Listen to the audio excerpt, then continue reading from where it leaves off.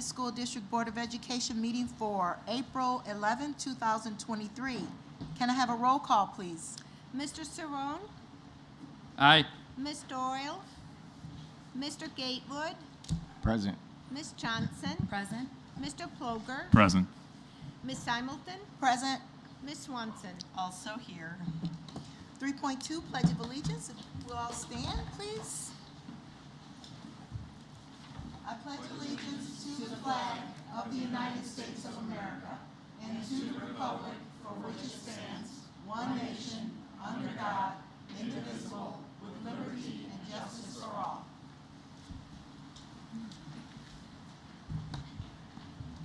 No public comment? Nope. Okay, so we're passing 4.1 public comment. There are no public comments. Okay, item 5.1 is the annual Human Resources Report as part of our strategic plan and Vision 308. Tonight we have Mr. Miller here to present to the board. So Ken, when you're ready, the floor is yours.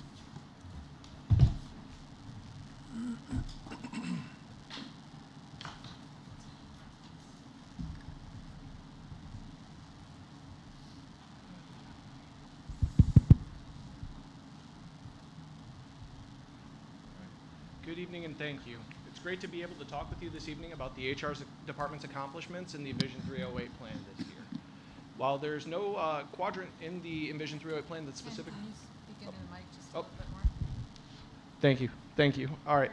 Is this better? Yes. Okay, perfect. Thank you. Perfect. So it's great to be able to talk with you this evening about the HR department's accomplishments in the Vision 308 plan this year.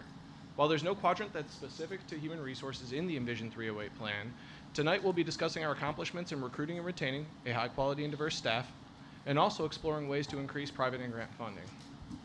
So with respect to recruiting and retaining a high quality and diverse staff, the Human Resources Department has two goals in Vision 308. The first being to reduce discretionary turnover by 10% compared to 2020-2021 in all categories, and number two, to ensure that the demographics of our newly hired teachers and administrators reflect the demographic makeup of those awarded bachelor's or master's degrees in education from in-state institutions of higher ed, as documented by the Illinois Board of Higher Education.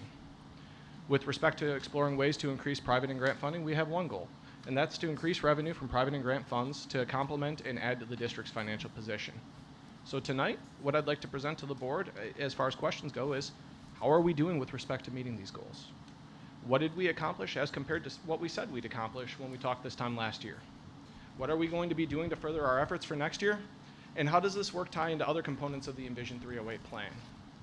So to answer the question of how we're doing with respect to meeting our goals for discretionary turnover, I'm pleased to inform both the board and the community that year-to-date discretionary turnover, meaning July 1st through March 21st, is down between 30 and 39% for OEA, OESPA, OCMA, and OTA covered employees compared to the same time period during the 21-22 school year. Now, while our turnover is slightly elevated compared to the same time period in 2021, I do believe that some of our more recent accomplishments that we'll get to in a bit will help address the discretionary turnover that occurs during the summer and help keep those numbers down when we look at the year in totality. Now, with respect to how we're doing with ensuring that the demographics of our newly hired teachers and administrators reflect those that have earned bachelor's and master's degrees in education, the answer remains to be seen. I'd like to inform the board that prior to the deadline for this report, I did reach out to the Illinois Board of Higher Education to find out when the 21-22 degree data would be issued, and was told that it would likely be finalized in a couple of weeks. I'm hopeful that this data will be ready to go very soon, and I'm looking forward to providing that information to Dr. Sparlin so he can update the board as soon as possible. What I can answer with respect to that, though, is that the diversity of our teaching staff has increased year over year. With that said, our efforts were not as successful, though, with respect to administrators, and our hires for administrators for 22-23 were slightly less diverse than they were in 2021. With respect to exploring ways to increase private and grant funding, it is a highlight that our one-of-a-kind partnership with Rush Medical will be continuing for the third consecutive calendar year.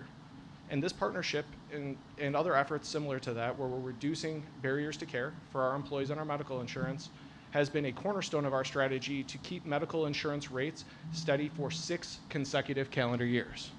More importantly, 36% of our employees that have District 308 medical insurance have never seen their premiums adjusted upwards.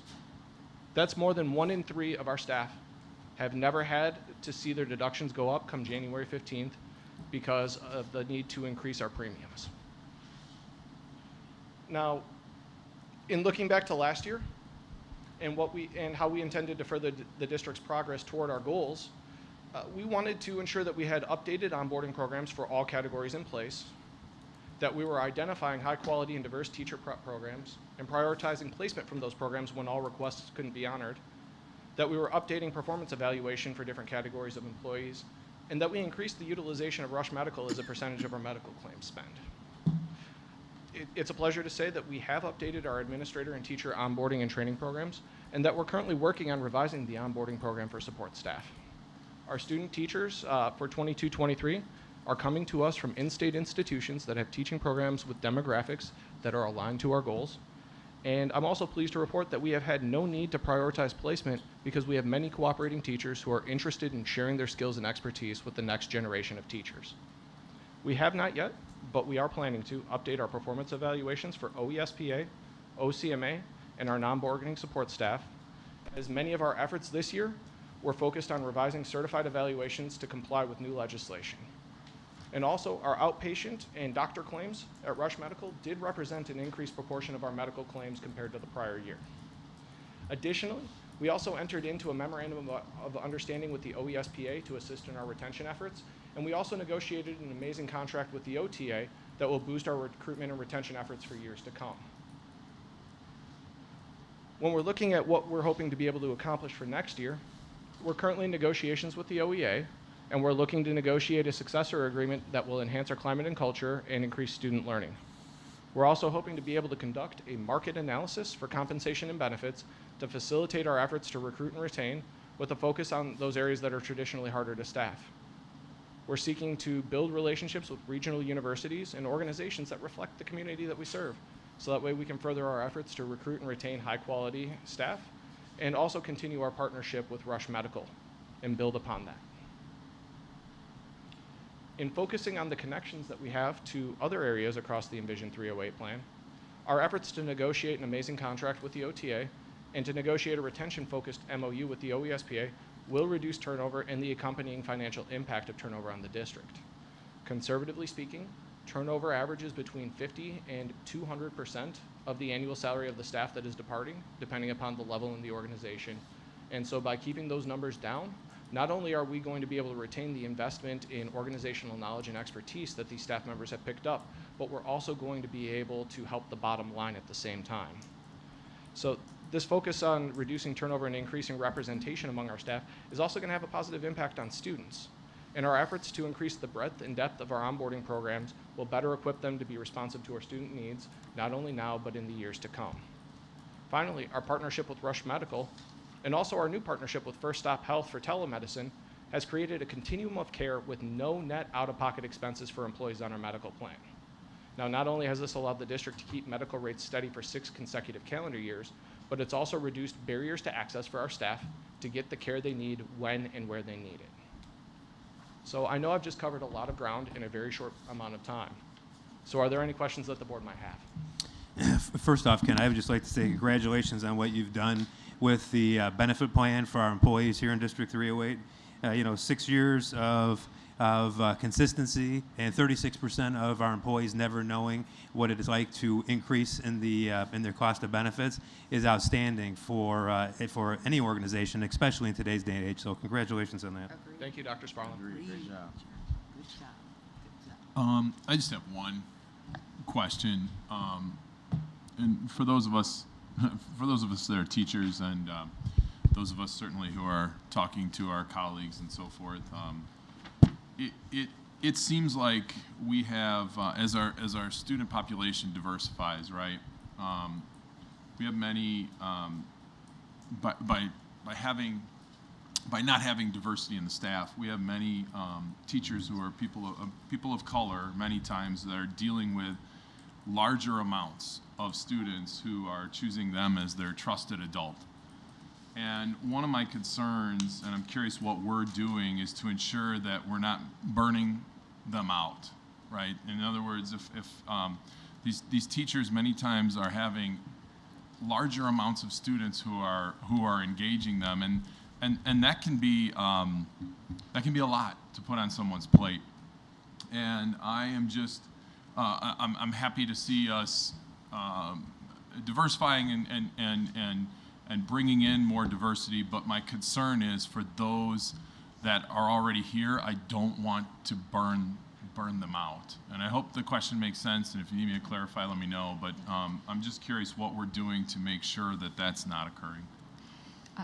It is really stressful, especially for our junior high and our high school teachers. We're not hearing that as much from the elementary that are there, but certainly at junior high, that is a concern that you have so many people that are leaning, to them. One of the ideas that we're discussing, it wouldn't be until the fall, is to have some affinity groups of those people to be able to come together, not another after-school meeting, but something during the day. That what can we do to better support them? In talking with other districts, I haven't really seen somebody come up with a great, here's what we need to do, but maybe by gathering them, we could at least show them some appreciation, and maybe they have some ideas. Thank you.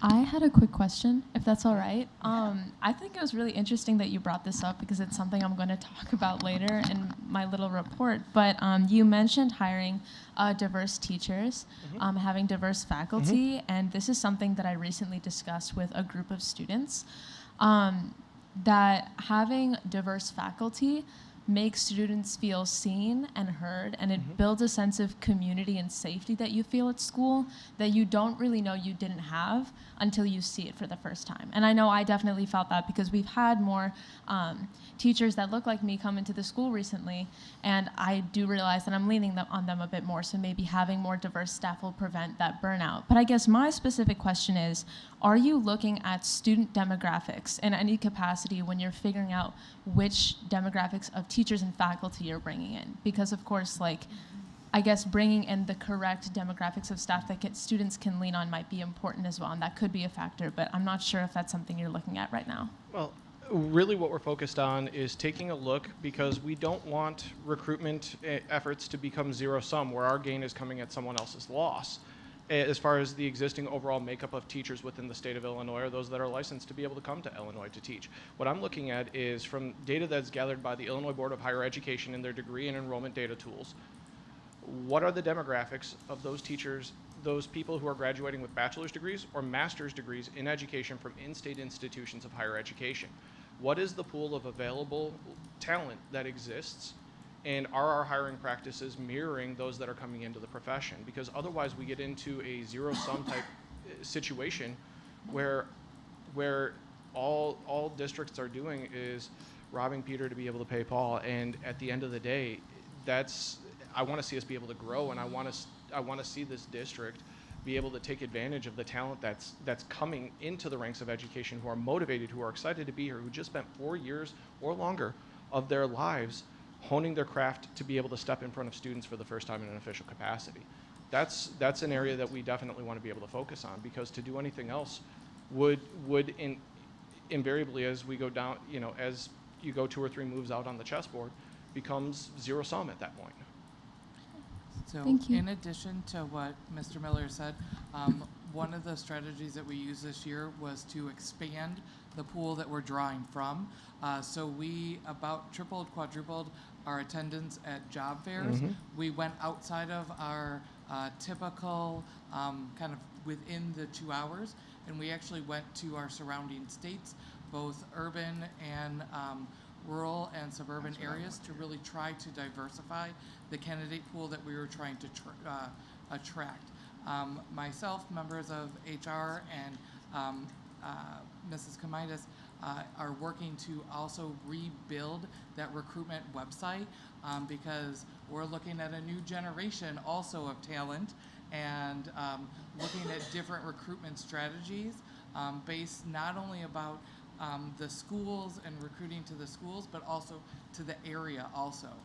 There's a lot that we have to offer in our community and surrounding areas that we want to kind of get us out on the map and recruit a wide variety of people to come to meet our students' needs and reflect our students for our staff.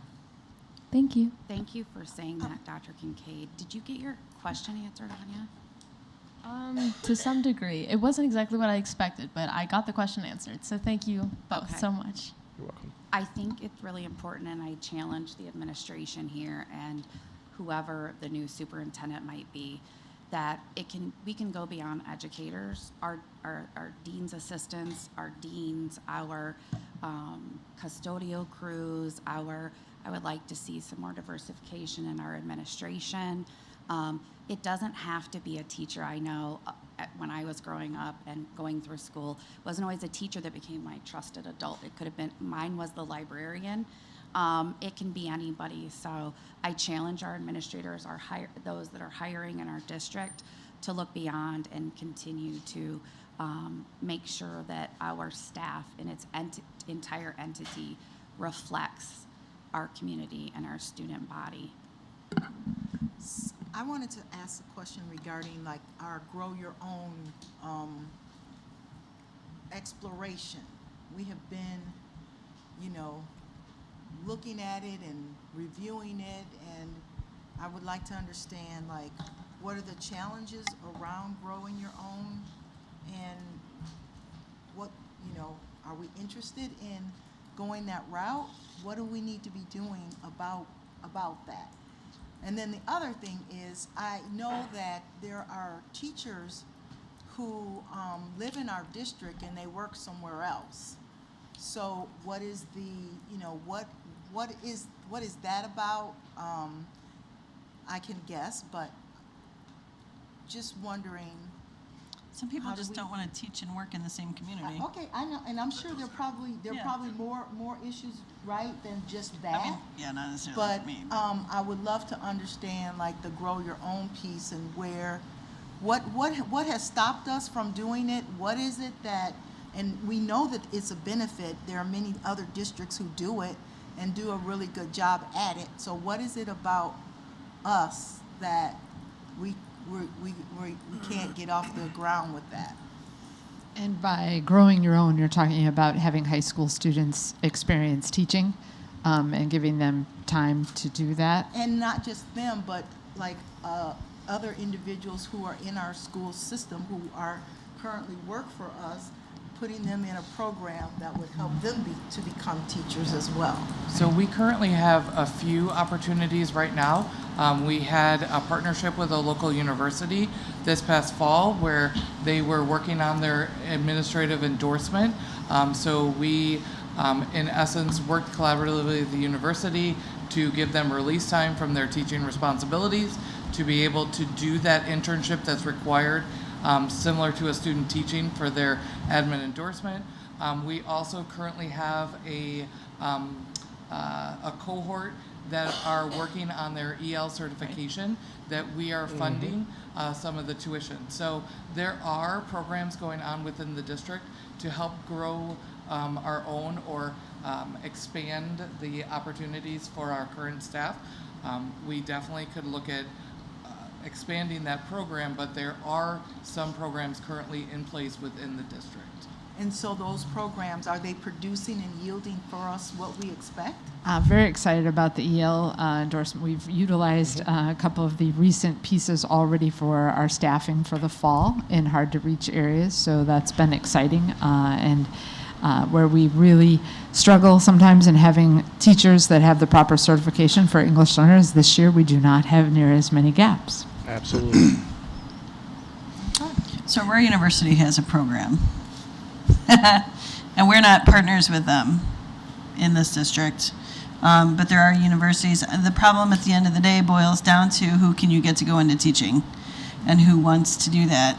And you have to do that with, educator programs in your, or clubs in your buildings. And at the end of the day, you have to get them in college, you have to get them through college, and they have to graduate college. But I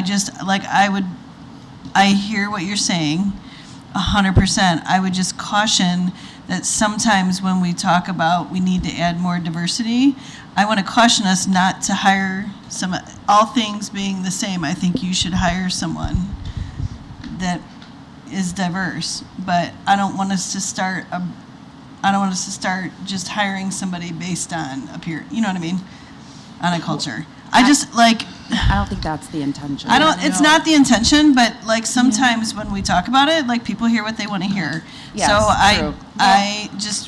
I think people confuse. And I think we could do more for our TAs too, because we have TAs in our building who are incredibly diverse. That population of TAs is incredibly diverse, and if you could get them in a teacher program and somehow help them out and get them into their teaching degrees, I mean, these are people who are working with our highest need kids all the time. Yes. Those are the kind of adults you want in your buildings as staff, and we don't currently do anything for them. And there is a organization called Grow Your Own that you can look at to model. It's a phenomenal organization, but it is hard to get people to take. I mean, as you know, the decline of people going into education, but I think the opportunity within the TA population is tremendous. I think also what you choose to measure and what you focus on is incredibly important, writing down those goals. And I think on the flip side of that, I think that's the easy part, is pulling down barriers when organic opportunities come. I do know that our Talk Hike program has started to take their mentors and go into different schools. And so and honestly, Caitlin, you can probably speak to this more than myself, but that is such an incredible way to create those, the Grow Your Own organically, which is they're meeting with their mentors, they're programming with their mentors then go to their, what would you call it, their home school, if you will. So what's your home school? Mine's Old Post, but we haven't run a hike. That's actually next week, so we haven't yet to do it at Old Post, but I know a lot of people do it. Fox Chase is one of them in Boulder Hill, I believe. But the feedback I've heard from that is really great, and students look forward to seeing those mentors. And I think it's really good to make those connections, especially with older students. And then having whatever that population is of our mentors who want to go into teaching, how do we then support them through the process? But how do we also remove that, we find out that this program works, how do we replicate that success and remove barriers so that it can work across verticals, like not just teaching, but like maybe it's custodial, maybe it's technology, maybe it's, I can't think of all the ones, but you know, where do we take that, and why don't we make that a goal and write it down and then really focus on that? So, because LaTanya, I wrote that as my second bullet point. What is going on with Grow Your Own? Because we keep talking about it, but we're not focusing on it and measuring it. And so, yeah. And so with regard to accountability, because you brought that up and Allie brought it up earlier, we know what gets measured gets done, right? And so where, you know, what are we doing in terms of our evaluations that would help us to achieve more success if we are evaluating and holding people accountable for, you know, these areas that we're interested in? You know, Mrs. Hamilton, the second question you asked is, you know, why do teachers or why do people work in school systems, you know, that live here and other places? And I can tell you over my time here, that's the one question I always ask anyone that says they're in education, and say, why don't you work here in 308? Yeah. And you know, you get a variety of answers for that, just like Ellie and Jared just mentioned. In regards to sometimes people just don't want to work actually in the same schools where their kids go to school. Sometimes it's that they moved here, and they already have tenure in another school district, so they already have they're already stable in that school district, what have you. Sometimes they just love their school districts. Sometimes they just love the school district they're in. That's true. So I think there's a lot of answers to that question. Thank you.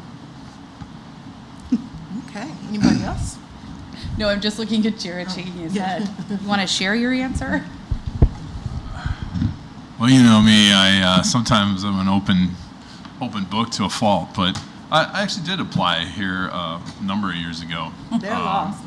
And no, but the reason I bring it up is because I knew going in that I was probably not going to get to the position. I don't want to speak ill of anyone, The position was more geared towards a language arts position, and the social studies, it was half language arts, half social studies. And for my fellow social studies teachers out there, you'll probably be able to relate to the following story.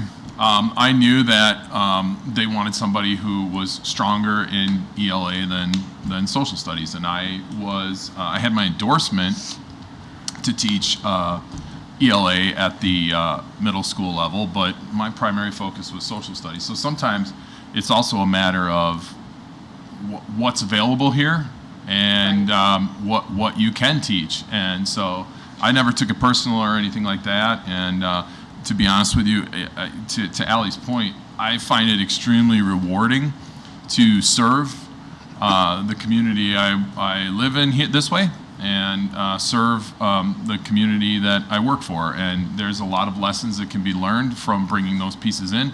I talk to a lot of educators quite often in this district who work elsewhere, and it is educational to share those experiences. And so I get the desire to have people here, but there's also, and I see the downside, but there's also a positive to that, which is many of those educators have enlightened me quite a bit over my tenure here as far as some of the things that are going on in their own district, good and bad.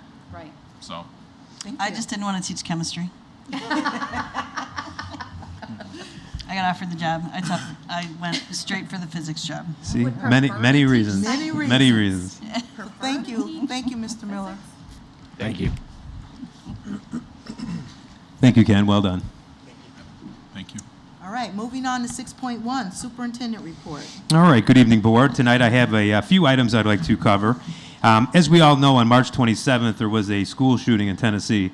Our hearts go out to the community and the victims' families. Whenever tragedies such as the one in Nashville happen, it causes us to think about school security and what we can do to help prevent these types of things from happening within our own community. Another way to look at the question is to look at what we've done and to reflect on what else can be done.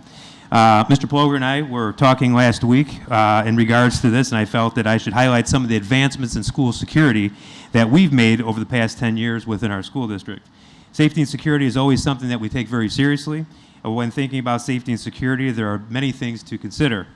10 years ago, we started out by adding alarms to our schools to ensure that they're secure in the evening hours. We then looked at security measures during the day. We've created secure vestibule entrances where people are able to enter the vestibule but not the building. Here we've added airphones and video equipment where front office personnel are able to screen people prior to entering the main offices. We are currently in the process of adding another layer to this where the vestibule entrance will soon be locked and visitors will be screened prior to entering it. Once admittance is given into that vestibule, the door to the main offices remain closed with video surveillance to ensure that the only person that has entered the vestibule is the person that we admitted. Once in the main office, we have the Raptor system, which screens visitors against sex offenders and custom databases prior to gaining entry into the building outside of the main office. And then to gain entry into the main school, you have to get through another secure entrance. Over the years, we've added hundreds of security cameras throughout all the buildings of our district that are used to monitor and record information. We've also looked at the exterior of our buildings to ensure what security experts consider line of sight around all of our campuses. We've implemented ALICE, Alert, Lockdown, Inform, Counter, and Evacuate training in all of our schools. Our administrators are trained in ALICE, and we conduct active intruder drills at all of our buildings. We allowed the police to use our vacant Trauber building to conduct training drills in an actual school.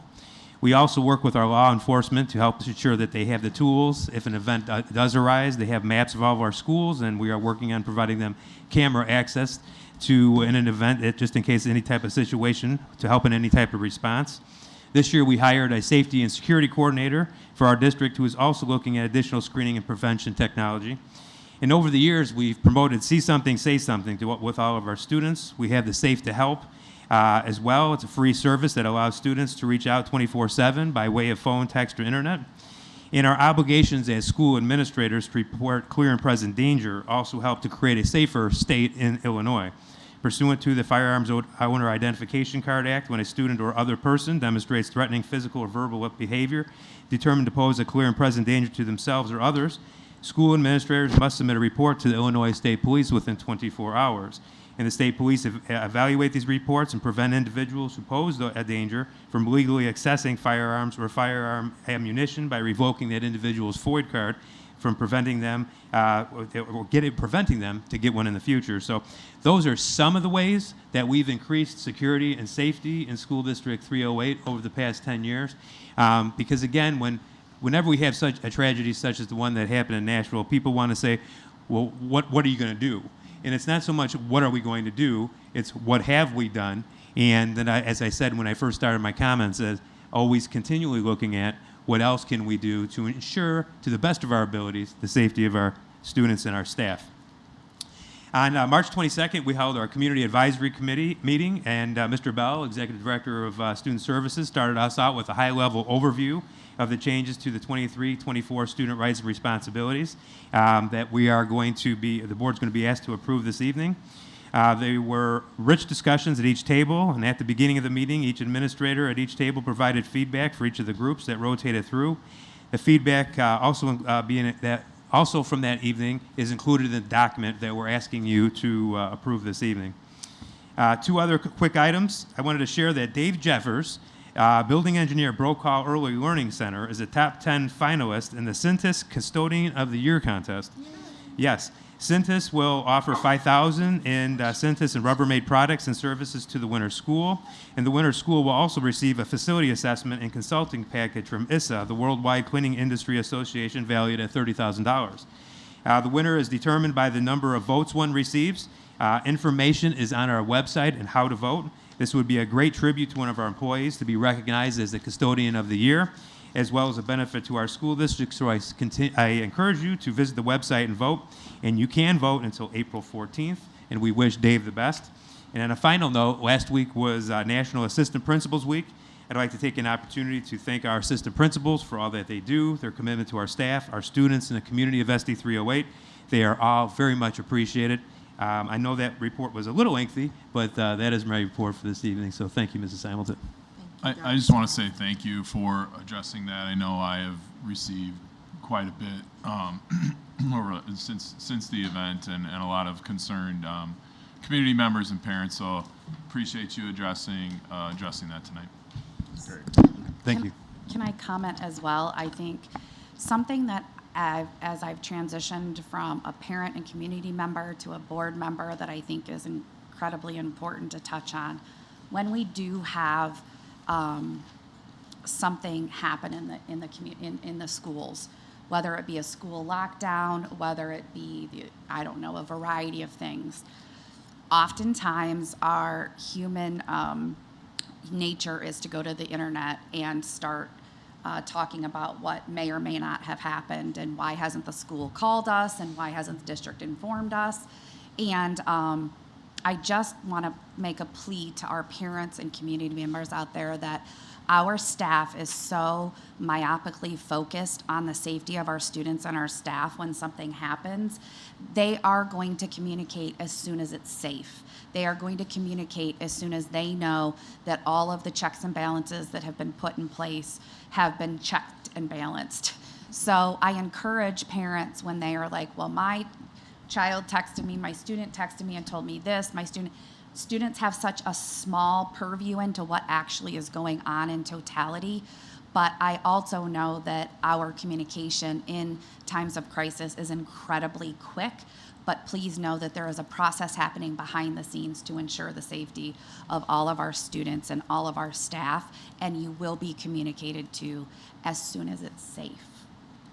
I appreciate that, because as quick as we are, we can't be as fast as social media. Exactly. And as you said, the number one priority always is the safety and security of the situation at hand, and the second is the communication piece. So thank you for that. Appreciate it. And we get a little bit, the board wants to know as well, because we start getting phone calls.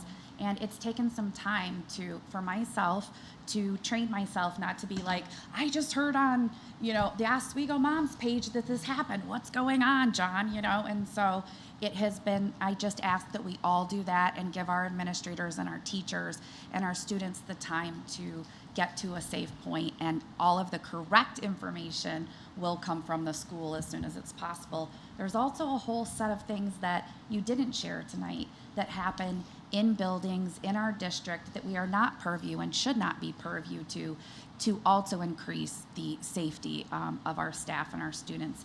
And so there is so much that goes on behind the scenes that I just want to thank all of our administrators and teachers for keeping our students and staff safe.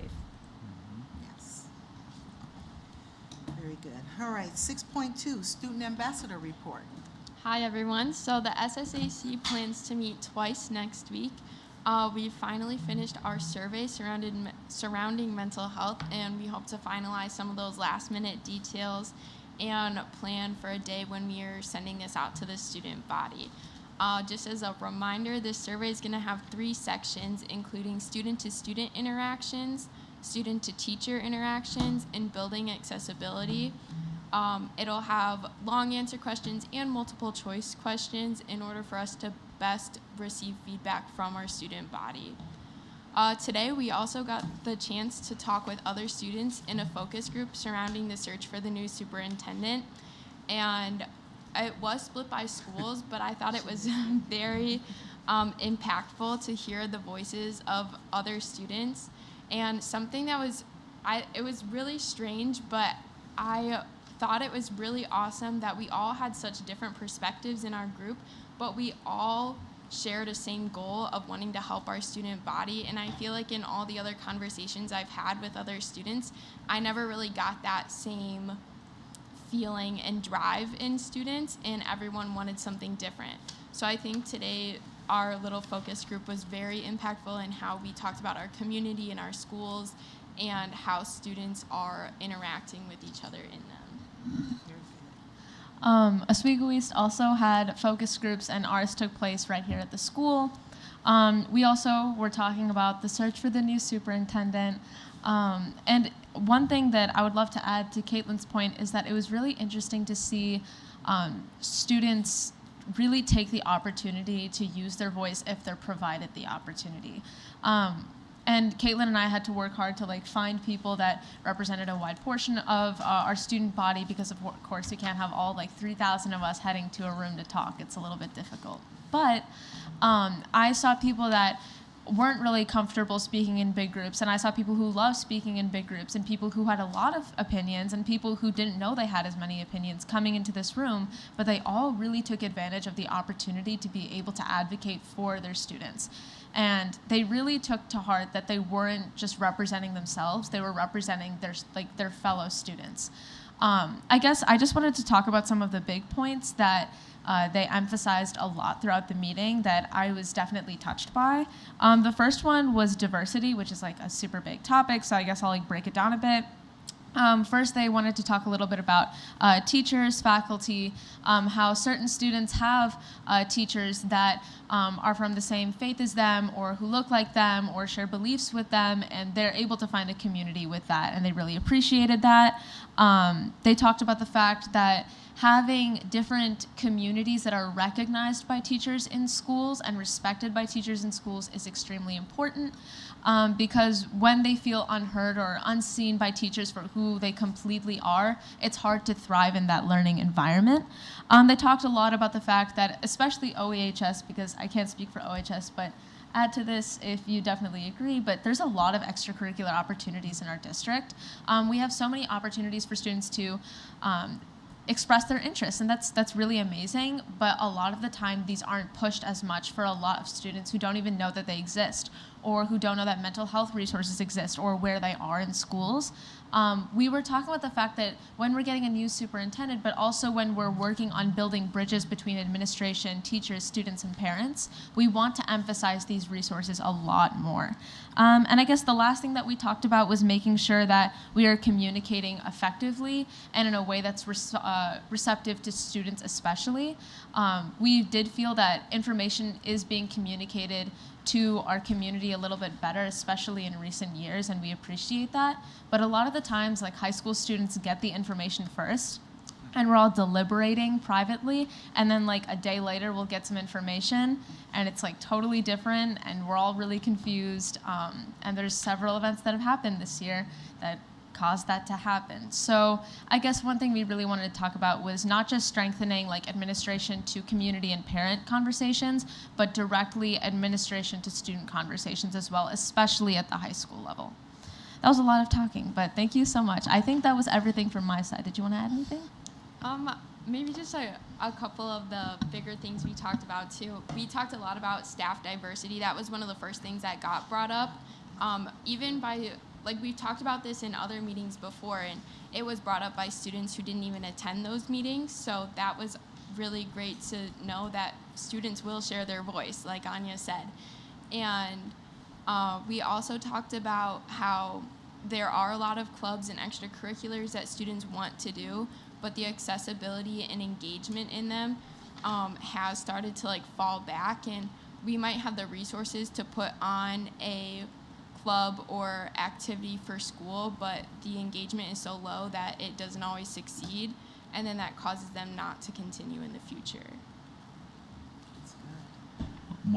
I was just, yeah, I know, I'm always wild, but I was thinking about how when our search firm asked us to identify students for a focus group, and we were sharing with them that we have student representatives on our board, and that we have every confidence that we could put that into your hands, and that you would do a fabulous job of handling it. And so I loved when you said we wanted to make sure, we worked really hard to make sure that all voices are being heard, that you diversified the group of students in the room so that you would make sure that you had the voices in the room that needed to be there. And so I so appreciate the efforts that you've made toward that end, and we knew we would be able to have confidence in if we put that in your hands. So Thank you for the opportunity. The search firm also told us that they had much more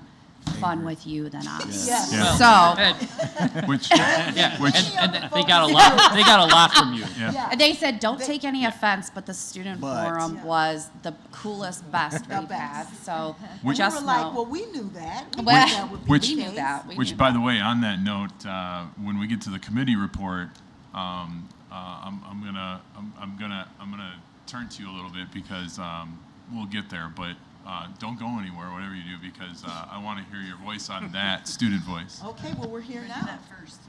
6.3, board committee reports. Is that what you're referring to? I am, yeah, and Okay. I would love to start off because I'm going to tell you that I don't want to speak for Mr. Cerrone here, but I have to say that that was probably one of the most rewarding. Well, tell them what you're talking about first. Our DEI committee The meeting. equity, Sorry. the equity advisory Yep, committee. yeah, equity advisory committee. Sorry, my fault. I'm sure I'll hear about that one. But it was probably one of the most rewarding experiences I've had as a board member, and I'm not going to sit here and talk about it, but I would love to, because we have two people, and I understand, I get it that there's notes on that and everything, but the premise of this is we brought in many students, and we had some very awesome conversations, but I'd actually love to hear from them if they want to offer anything. So can you just preface it by saying, well, why were they there? What was the topic? That kind of thing? Sure. Although I would love to hear from them, but I know, if you but want why me, would- you why- want me what- to do it, well, that's fine. I just wanted to ask you, why were they there? Like, We what- decided. Do you want me to speak or you? Yes, please. Okay, so we decided when we were doing this, one of the things we wanted to do was we wanted to hear from students. We that's we talk about equity, so we wanted to hear directly from a group of students, and so we sat down and we did a lot of listening, and it was very interesting. Okay, I would love to hear it. We would love to hear it. Thank you, Caitlin. So, I'm kidding. So the conversation was about equity in learning environments. Like, it was that broad. You're asking me? Yeah. Yes, yes, yes. Awesome. That is such a big topic. But it's definitely one, especially in my second year in this position, that Dr. Waller has definitely emphasized a lot. She's big on that. And I'll admit I didn't know much about it before she talked to me about it. So I guess when we're talking about equity in learning environments, I'm sure I don't need to tell you guys this, but I guess I'll just give like my student outlook on what that means to me. And what it means to students. It means that we're being given an equal chance to thrive in the learning environment. And that doesn't always mean we get the exact same resources or the exact same opportunities, because someone might need a different opportunity to thrive just as well, or just as much as they need to in comparison to another student. When we're talking about equity in the learning environment, I think the most important aspect that I've seen among the communities I know in my school is on that individualized diversity spectrum. Because when we're looking at students who come from extremely different backgrounds or different values, when they're not having those parts of themselves addressed in the learning environment, whether that be part of the curriculum or not, it inhibits from that. And so I guess the example that I'm thinking of in my head when I'm saying this is I was in my AP Human Geography class, and we were learning about different cultures. And there was one religion that was talked about and one culture that was talked about for about 5 weeks. And then there was one that was taught in maybe 3 or 4 days. That's of course based on the AP Human Geography curriculum. But when we're in a class that's talking about, the entire world at scale, perhaps deviating a bit from that very rigorous curriculum to make sure that everyone is feeling heard in that learning environment is important. Now, does that necessarily mean that you're getting an opportunity from that? No, it's not like you're getting an internship or something, but you're getting an opportunity to learn. And when you learn about different cultures, especially in a world that's as diverse as ours right now, you're more likely to succeed because you'll be able to meet different people. You'll be able to talk to them in the future, and you'll be able to understand them better. I don't think that diversity is taught the way that it needs to be, and that's taking away from our students' ability to thrive in the future when they'll inevitably be with people who are extremely diverse. That's one of the biggest ones that I've seen so far that we actually talked a lot about today in our student focus groups. I'm done. All right. I mean, I know. we might as well just end the Mic meeting. drop. That's mic drop. That's done. Brilliantly. And said. thank you, by the way. And thank you for asking. Do you two practice this? Yeah, I do. We actually scripted it. So I rehearsed for a really long time. Thank you for I recognizing. think that's don't so say that. important, especially Faith, Dr. Kincaid. I mean, I think that's so important when we take that back to, when curriculum is being purchased or developed. I think that is something that needs to go through that lens, because you kind of heard it from Culturally responsive and sustaining practices. Yes. Yeah. Wow. That was a smart way to say it. So at our table for this meeting, we talked a lot about safety, and we acknowledged that we do love all the clubs and things that we have at our school, and we have been able to foster environments within those clubs for students to feel safe and to have teachers to go to. The sponsors who run our clubs are very good, and they will reach out with helping students when they need it. So within those individualized clubs, we do have supports for students in places where they can accomplish the goals that they want to accomplish. But with that also came people saying as soon as they stepped out of those clubs, they don't feel safe in the hallways, they don't feel safe in their classes. And we talked a lot about knowledge, and people just don't understand that some of their actions are can be taken in different ways, and they are negative, and they don't create environments where students feel safe. And I think that's also a really important thing is knowledge. People always say knowledge is power, and I think that some people take that very lightly, but I really think that if you're knowledgeable about something, even if you don't fully support it, if you know about it and you have the ability to understand and put forth the effort to care about others, then we can really create environments where students feel safe in our schools. Absolutely. I want a clarifying question. physically safe, psychologically safe, both? I think we talked a little bit about both.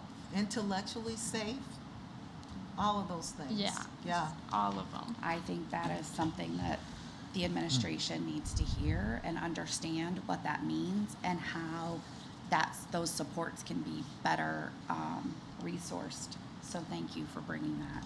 Yeah, it was. We just got It was. some- It was very. It was a lot. It was in the classroom. It was in the hallways. It was in any physical space. It was, in diverse of staff. There was. Yeah, it was a great conversation. It was also, recognizing differences in the school culture because we were listening to high schoolers. So it was very cool. So you guys aren't just sitting here, you are putting forth ideas and thoughts and giving us insight, and it's our responsibility to act on those things. And so we hear you, and this is really working. It's working really well. Yeah. Yeah. Mr. Ploger, you said that you talked to other students too about equity in the learning environment. Could I ask some of the things that they brought up? Because I know there's a lot of more academic focuses on equity that I don't know if they brought that up or not. Yeah, and it kind of relates to my, I really was able to relate to what you were saying with the AP classes, and as someone who's taught AP, it can be frustrating because on one point you're really trying to prepare your students, and on the other point they bring up the exact same things you do, which is students want to see themselves, right? They want to be able to relate, and sometimes, right? Sometimes teachers certainly and educators, I should say, can certainly help by stepping out of their comfort zone or getting to know what's going on. And sometimes it's hard to describe, and sometimes I have to keep my mouth quiet because I got to share the time up here. But when we had the example of, trying to bring in staff, there was an example here at OE where my son, he runs cross country, and all of a sudden we have an all-girls Muslim school that was here running against them, and I look over and it's my former student, right? Who's the coach, which was just awesome. But one of the things I learned, because I learn from my students constantly, is she did not go to school to be a teacher. She went to school to be an accountant, and this was her way, and she was explaining this to me, that she was giving back, right? So she was doing a year of giving back and teaching. And of course, me as the educator, I was like, hey, well, you never know. And she's like, no, Mr. Ploger, I'm gonna be an accountant. And I'm like, okay. But it's those little nuances, and I think sometimes listening, and sometimes to your point, everything you're saying, I sit here because with my own students, I hear that there's this feeling, doesn't matter whether it's reality or not, it's the feeling of not being heard. Ironically, I'm going to say I hear that loud and clear, but and that seems to be a common theme.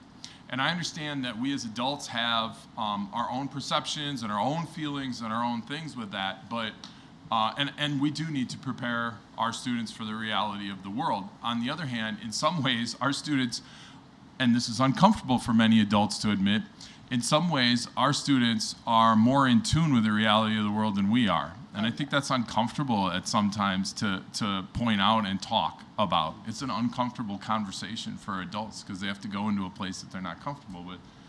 And one of those things that I hear all the time is,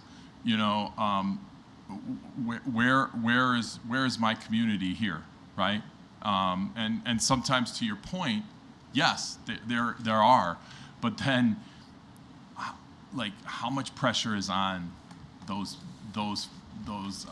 faculty, those educators, because that's a huge burden at that point, and I don't think we understand sometimes that they feel like they're always on, under a microscope more. So I appreciate the question. And I hope I answered it. Did I answer? Yeah, and Okay. thank you, I guess, for talking about that a lot too, because I guess it's nice from the student perspective to get the full picture of how things work around here, because of course I didn't know that before I came up here. So thank you. Thank you. Thank you. So for our community, All of these reports, equity, finance, and facilities and policy committee reports are online or in board docs. And then, do we have any other questions on any of the other ones? I just would actually like to invite our community and our students to our teaching and learning meeting tomorrow evening at the District Administration Center, room 61, at, is it 6 or 6:30? 6, right? The agenda is to discuss 3 policies, 6:130, program for the gifted, 6:260, complaints about curriculum, and 6:290, homework. We are also on the agenda to discuss parent-teacher conferences, parent involvement, controversial topics, the curriculum objection form, and we would really love any student and/or parents to join us and provide feedback. So I just wanted to throw that out there. Very good. All right, 6.4, board member comments. Any board member comments? I'll try to make it quick. I made quite a few school visits because, as we mentioned earlier, some of us educators work in different districts, so it's always an interesting 2 weeks where this district is on spring break and I'm not, and then the following week I am on spring break and this district isn't. So I'll make this quick. Visited Prairie Point, noticed phonics instruction stuck out to me. The DHH program always sticks out to me when I go there. Library, I'm always impressed with our libraries. Like I don't know why, but I always end up at these libraries and they're fun. Churchill was definitely one of the highlights and fun. I got to exercise, do some calisthenics with some kindergartners. One actually asked me if I was a rock star. That was interesting. No, I'm not. Although it wasn't a band back in the day, but they literally asked me that, and that was funny. I love kindergartners. They're great. Homestead, the 4th and 5th graders, they grilled me on government. Wow. Oh yeah, and that was awesome, to say the least. So that was fun. It's great going to these schools. In Old Post, the thing that stuck out to me was the SEI programs. I could sit here and talk about it forever, but no one wants that, I know. So, but thank you to all the staff and the principals and assistant principals at those schools. I appreciated it. Should we copyright calisthenics with kindergartners? Sounds good. It's got a nice ring to it. It was cool. Like, yeah, it was a great brain break, and yeah, it was awesome. I have one. I had a phenomenal opportunity, and I have a picture, but I promise I burned it already. I had a phenomenal opportunity to attend an event, the BSA Black Excellence event that was held last week. And the purpose of the event was really to provide the students with the opportunity to showcase and to celebrate Black excellence. And all of these student events that we attend, from sporting events to fine arts, I'm just always to even the academic events. There's another. Well, I'll talk about that in a second. It's always phenomenal for me to watch the talent that we have in our schools. And so we were able to observe runway walks to poems to cello performances to trumpet and cello duets, art and digital art displays. We have such phenomenal talent in our district, and I just always am impressed and thankful to have the opportunity to display. So wonderful event, most definitely, and poems, although I'm sorry, I don't know if I said that, but wonderful event, and was glad I had an opportunity to attend. At the end, I guess it's custom that they call everyone up from the audience to come and dance, but I did not know that there was a photographer there taking pictures when I was forced to go up there. But it was fun. I enjoyed doing the wobble with the kids. All right. You know what, I invited the community last meeting to attend the MSA Fassathon. I went ahead and participated. I failed on the drinking water part. And I admitted it. I didn't realize that part, but I made it all the way till 8 or whatever. Got a nice meal there. There were some great speakers. They had a trivia contest on what you know about Islam and Muslims, and it was it was great. Yeah, and one of the speakers talked about the benefits, the universal benefits of fasting, temperament. Grounds you, makes you appreciate what you have. I didn't write down. I did, but I didn't bring those notes here. And then there was another lady. She was an author of a book. She was an Egyptian Muslim, and her experience in Plano, and how she has there's misinformation and a lot of different things. So it was great to go. So I just figured I'd indicate that as well. Yeah. Okay. I just wanted to remind the community that the search for the new superintendent, the survey is available online on the district homepage. If you'd like to access it, it's about 20 questions. Shouldn't take you very long at all if you'd like to fill it out. I had asked Dr. Sparlin, and he assured me that our students and our staff would be able to take the survey during school hours. And so we're looking forward to setting aside some time for them to take that so that they can participate. And then just a reminder that tomorrow there is an open forum for our entire community at, is it 6 o'clock, Ursula? 6:30. 6:30, and where is it?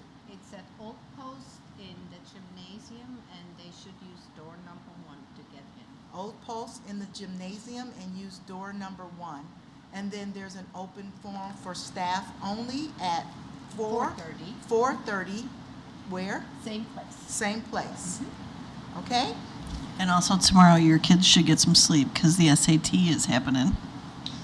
That's good to know. I just wanted to make I just wanted to share 2 quick things. Before our policy meeting, not this last one, the one before that, Pathways, if you don't know, has 2 micro businesses. One of them is Creations by Pathways and the Phoenix Cafe. We were very lucky to, right before our policy meeting, to attend the Creations by Pathways craft show. And it absolutely blew me away.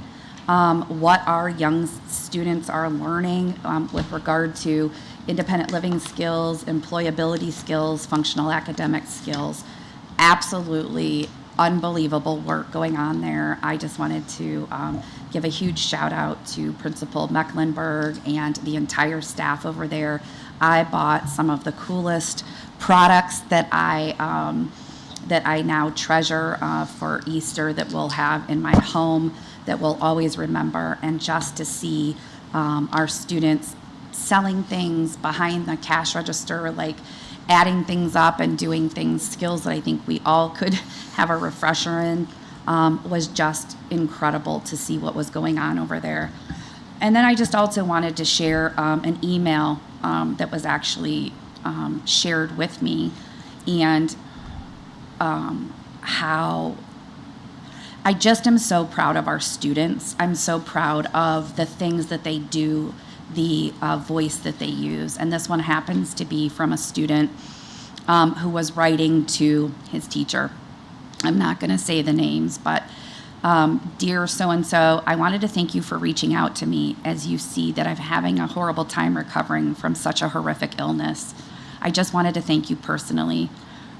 This news was really exciting to me, and I'm not going to share what that was about, that it almost brought me to tears. It's no exaggeration when I say that I am incredibly blessed and honored to attend this school and to be your pupil.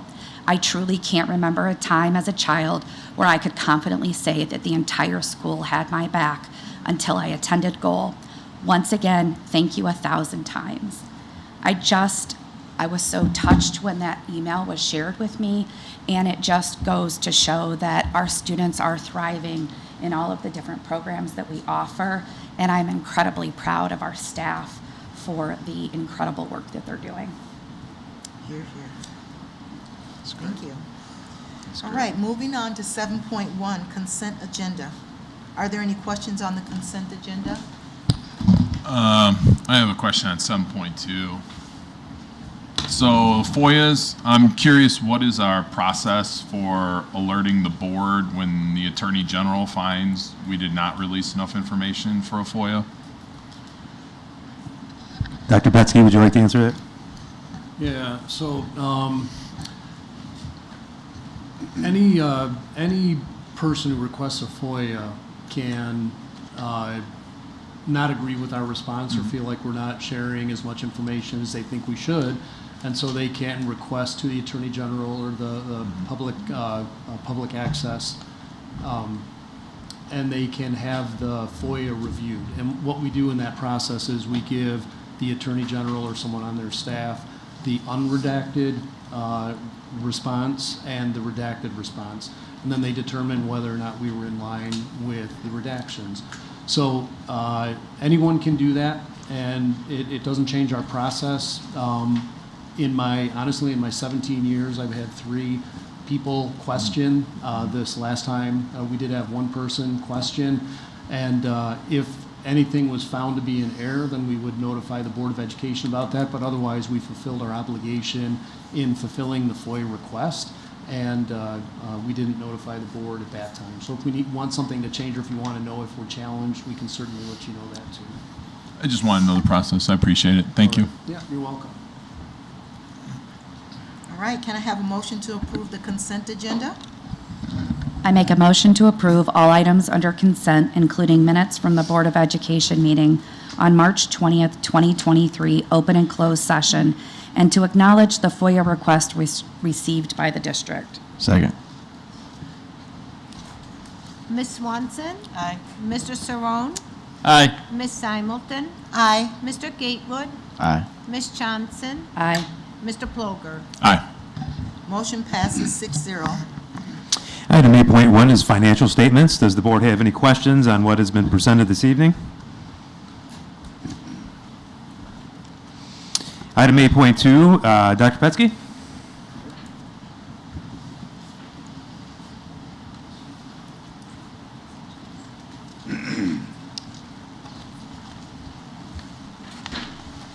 All right, it's always nice to change seats for presentation.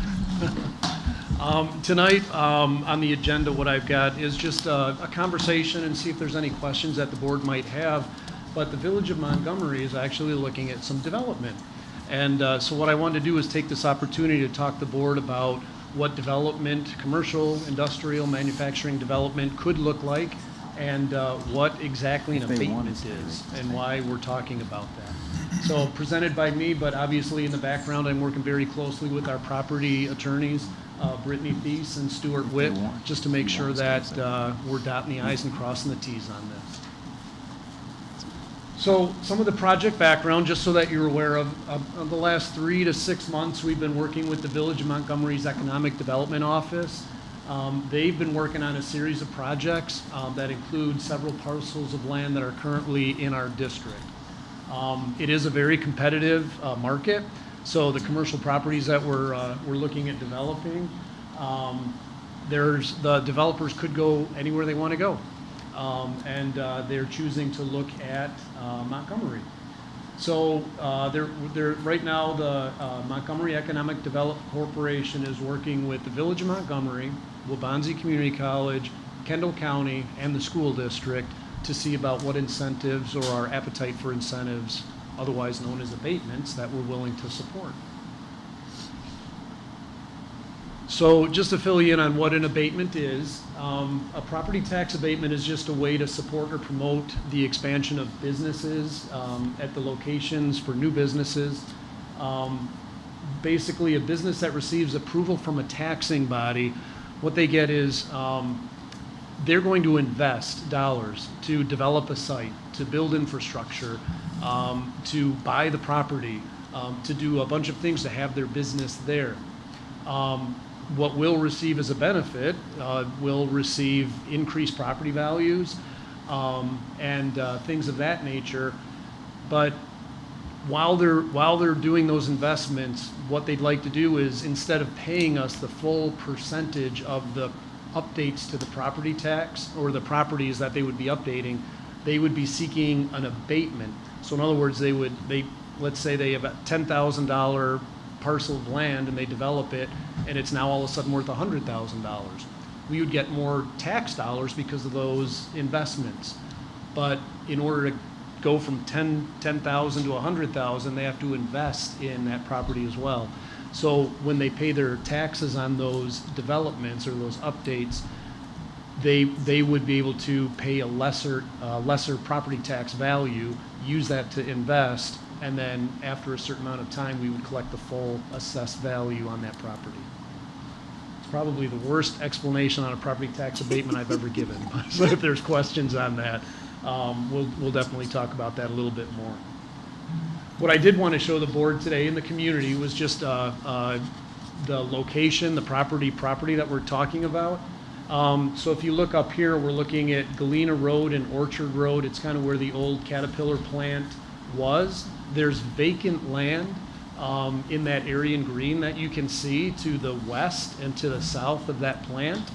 And on the picture to the right, you can see how they're looking at developing that, putting in some commercial, industrial distribution facilities in that area. And in very, very tiny writing in that blue box, you can see some of the developments that are happening there as well. So what I wanted to show the board today is, okay, that property, you're collecting some assessments on that property now. We are. It's about 204 acres.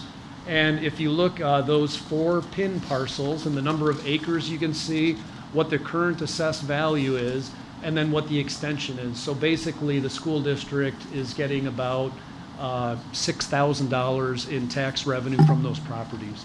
When it's developed, we will get much more than that.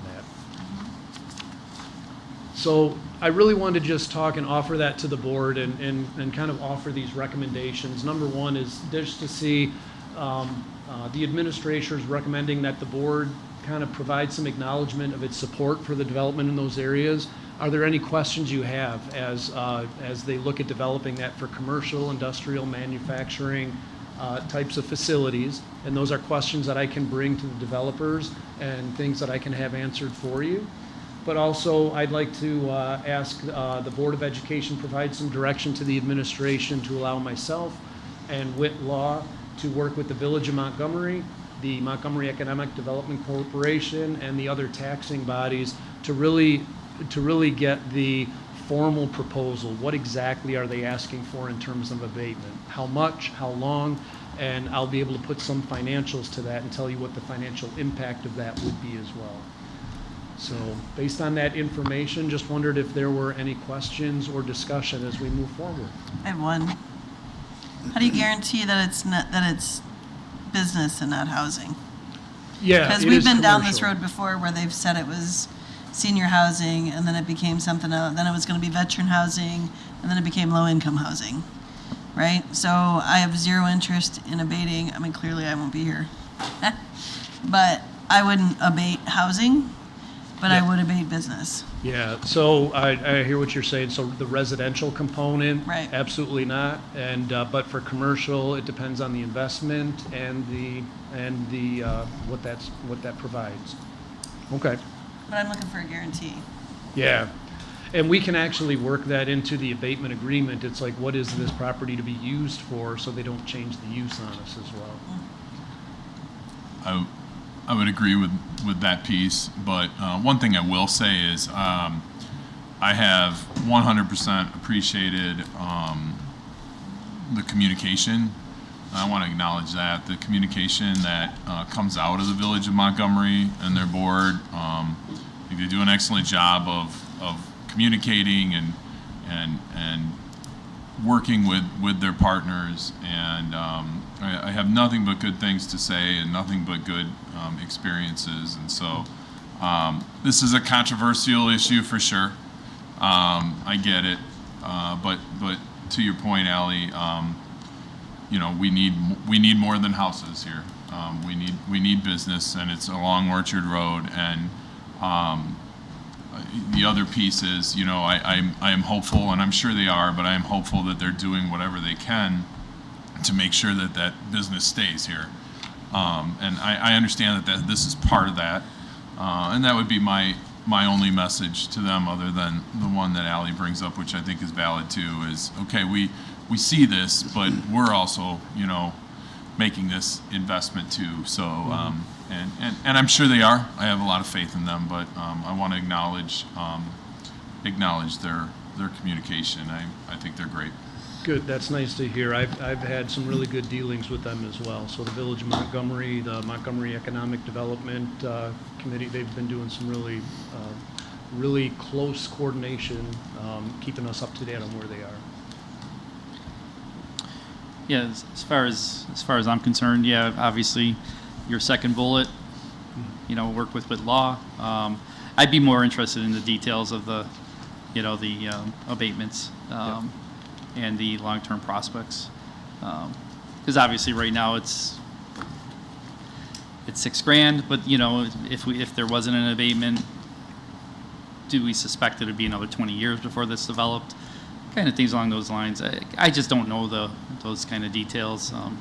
And there are some in the Village of Montgomery. They do have some rules about abatements and things like that. So we're going over those. And finding out how this fits and how exactly they're looking at quantifying the abatement amount and the time. So we'll be engaging in those conversations. Oh yeah, I'd love to see that. Yeah. Yep. All right, thank you, Dr. Petsky. Most appreciated. Additional commercial industrial property with our 308 boundaries is a good thing. So, yep. Our next item is 8.3. This is an informational presentation on how to improve our transportation services. And I know Dr. Petsky and Mr. DeArmond are going to share some information with the Board of Education. So with that, it's all yours. Good evening. Hi. Thank you for letting me come and share with you tonight. So we'd like to present to the board for consideration developing and working with Tyler Systems to for a system called Tyler Drive, and then also part of that system will be another a parent app called Versatrans MyStop. So what is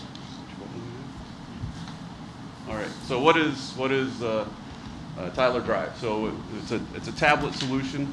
It's a GPS solution. So it's essentially nuts and bolts. It's a turn-by-turn drive, turn-by-turn GPS for the drivers. But it's a multitude of other things too. The technology allows us to do lots of things. So one of the key safety features that we want to develop as part of the program is to have our students actually check in and off the bus. I don't know if anybody's been in the, I think Faith was with me in the beginning of the school year when police officers come knocking on transportation's door looking for kindergartner students that happen to get put on the wrong bus. And that seems to be a repetitive thing every year. They get put on the wrong bus or don't get off at the right bus stop. With the check-in and check-off software, we would actually know what bus the students got on.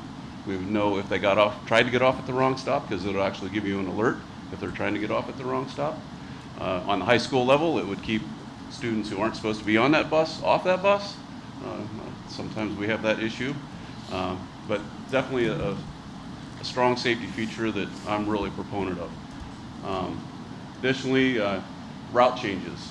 So right now, in the craziness of being short-staffed, we're always making changes, last-second changes, last-minute changes. A driver becomes available, something changes. We have them at the school, but they don't have the route. So now our process is we have to print off the route. We have to create a PDF or scan it in at the printer. We send it to we have to email it to whatever school they're at. Somebody at the school's got to get it off and print it off over there. Somebody's got to walk it out to the bus. And it's even happened that sometimes between all that, they still end up getting the wrong route.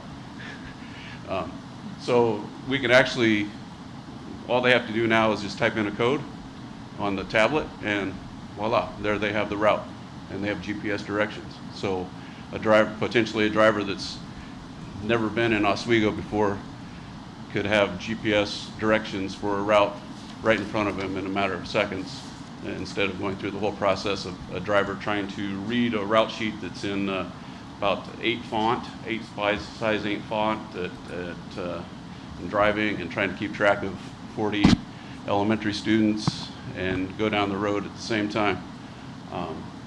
So anyhow, so that kind of moved right into that. So substitute drivers, new drivers, people not familiar with the area, it would definitely be more safe for them to have this type of system in place. And then again, kind of lastly, our contractors, they use different types of GPS systems. With a tablet system, we could actually provide tablets to our contractors, and then we could all be under one GPS system. You know, currently somebody calls looking for a first student bus. Well, now I've got to go look into first student's GPS system and dial up, and I got to figure out which bus that is. It could become kind of tedious, but now with this type of system, we can actually provide them the tablets, and we would all be under one platform that we could view it from. I think the question is probably going to arise, well, how is GPS better than a paper if they got to watch the GPS? It's actually designed to go dark when the bus is moving, and it's audio only. So it would be audio only GPS system when they're actually moving, so that they aren't distracted by that. So what does Tyler Drive offer? Like I said, it's a turn-by-turn navigation. It helps eliminate the paper route sheets. The Tyler Drive integrates with our current Versatrans routing and planning software, which is also another Tyler product. So it integrates, I don't want to say seamlessly, because there is no such thing as technology integrating seamlessly, but it integrates better, and they've been doing this for a while. They were kind of the innovators for this type of system. So they've been around, and they've done this a few times. So also, like I said, gives us the ability to adjust in real time for route changes, even something as simple as, hey, I got 3 students that didn't ride today. I can take those students off the route right there on the tablet, and the tablet will reroute for me automatically. So I can I can maybe knock 20 minutes off my route if these kids are way out of the way that aren't on the route. Also, again, increased accuracy for our ridership management and tracking. I can get real-time updates on who's on the bus. That, again, keeps students from boarding the wrong bus. One of the things I'm really looking forward to is real-time student counts, which allow us to respond quicker to bus inefficiencies, otherwise buses that aren't as full as they should be, or overcrowded buses. So sometimes trying to get head counts, actual head counts, is sometimes difficult. Usually it takes 2-3 days over a week of period of trying to track to get those numbers. So, but with this, with someone actually swiping their card on and off the bus, we could actually have instant counts almost every day. Now, Versatrans MyStop, what is that? So part of this Versatrans MyStop is a parent app. It's basically a ETA notification type app that would allow, that would hopefully reduce incoming calls to transportation. From people asking our dispatchers, hey, where's the bus? These things this is always worse when dispatchers need to focus the most. First days of school, bad weather, when our dispatchers really need to be concentrating on where the buses are and what they're doing and what's going on. Those are always the days when we get the most phone calls, get the most people wanting to know, hey, where's my bus? What's going on? So MyStop would help us eliminate or reduce that. It would also allow us another level of communication with our community, with our members. It's an app, so we could actually push out notifications to that app. So whoever's got the app would be able to get those.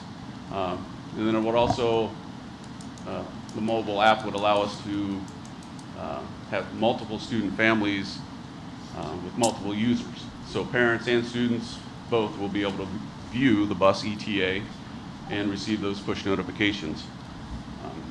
And why that's important is, as we go through here, so communication, transportation, everyone knows that the buses, unfortunately, are going to be late sometime. And it's the thing I always hear, just tell me. let me know. Let me communicate that to me that the bus is running late. Parents don't get so frustrated with the bus running late as they do that not knowing it's running late. So this would allow us to be more timely because it's automatic. It automatically gives you the ETA when the bus is going to arrive at your stop. You can also set up what we call geofences. So you could actually receive a notification, say it passes through a certain intersection at a certain time. You know that it's got to pass through that intersection 5 minutes before it gets to your house. You can set up a notification so when it crosses that intersection, you know you get a notification, you know you got 5 minutes to get out to the bus stop. Currently, our current notification process through Blackboard is rather time consuming. You kind of got to jump back and forth from systems. You got to jump into a system, into Blackboard, and it's very, like I say, time consuming, susceptible to making mistakes. Then also, again, our incoming parent calls tend to overwhelm our office staff, especially on the days, like I said, that they need to be more focused.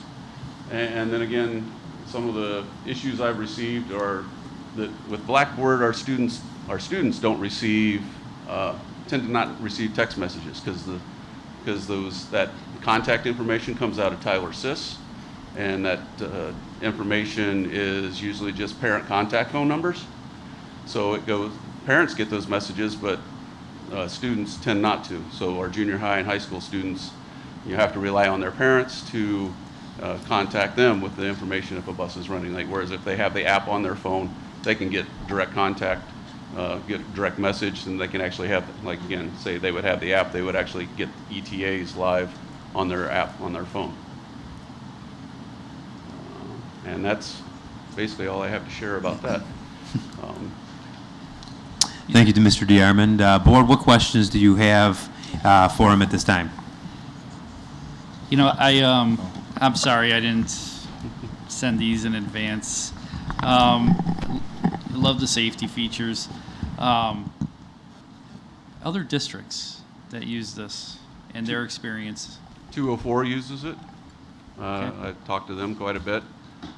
Mr. Ron Johnson over there, he loves it. Again, it is technology. It's based on a database, so you got to keep your database current. You got to stay on top of it. You get out of it what you put into it.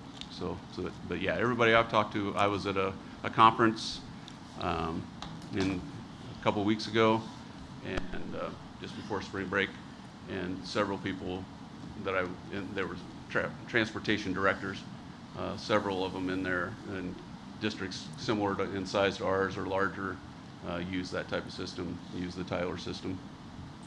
Two-part. Oh, sorry. Year one is year one is on the fees. Is that hardware mostly? Yeah. It would be the tablet. It would be the installations. It would be the card readers. Trying to think what else. Professional development and training that's involved. And they would do the installs. So even that part is at the reimbursable rate? Yeah. So, okay, yeah, because years through forever, it's definitely an easy hurdle. And then it's budgeted? Yeah, we already had a line item in place.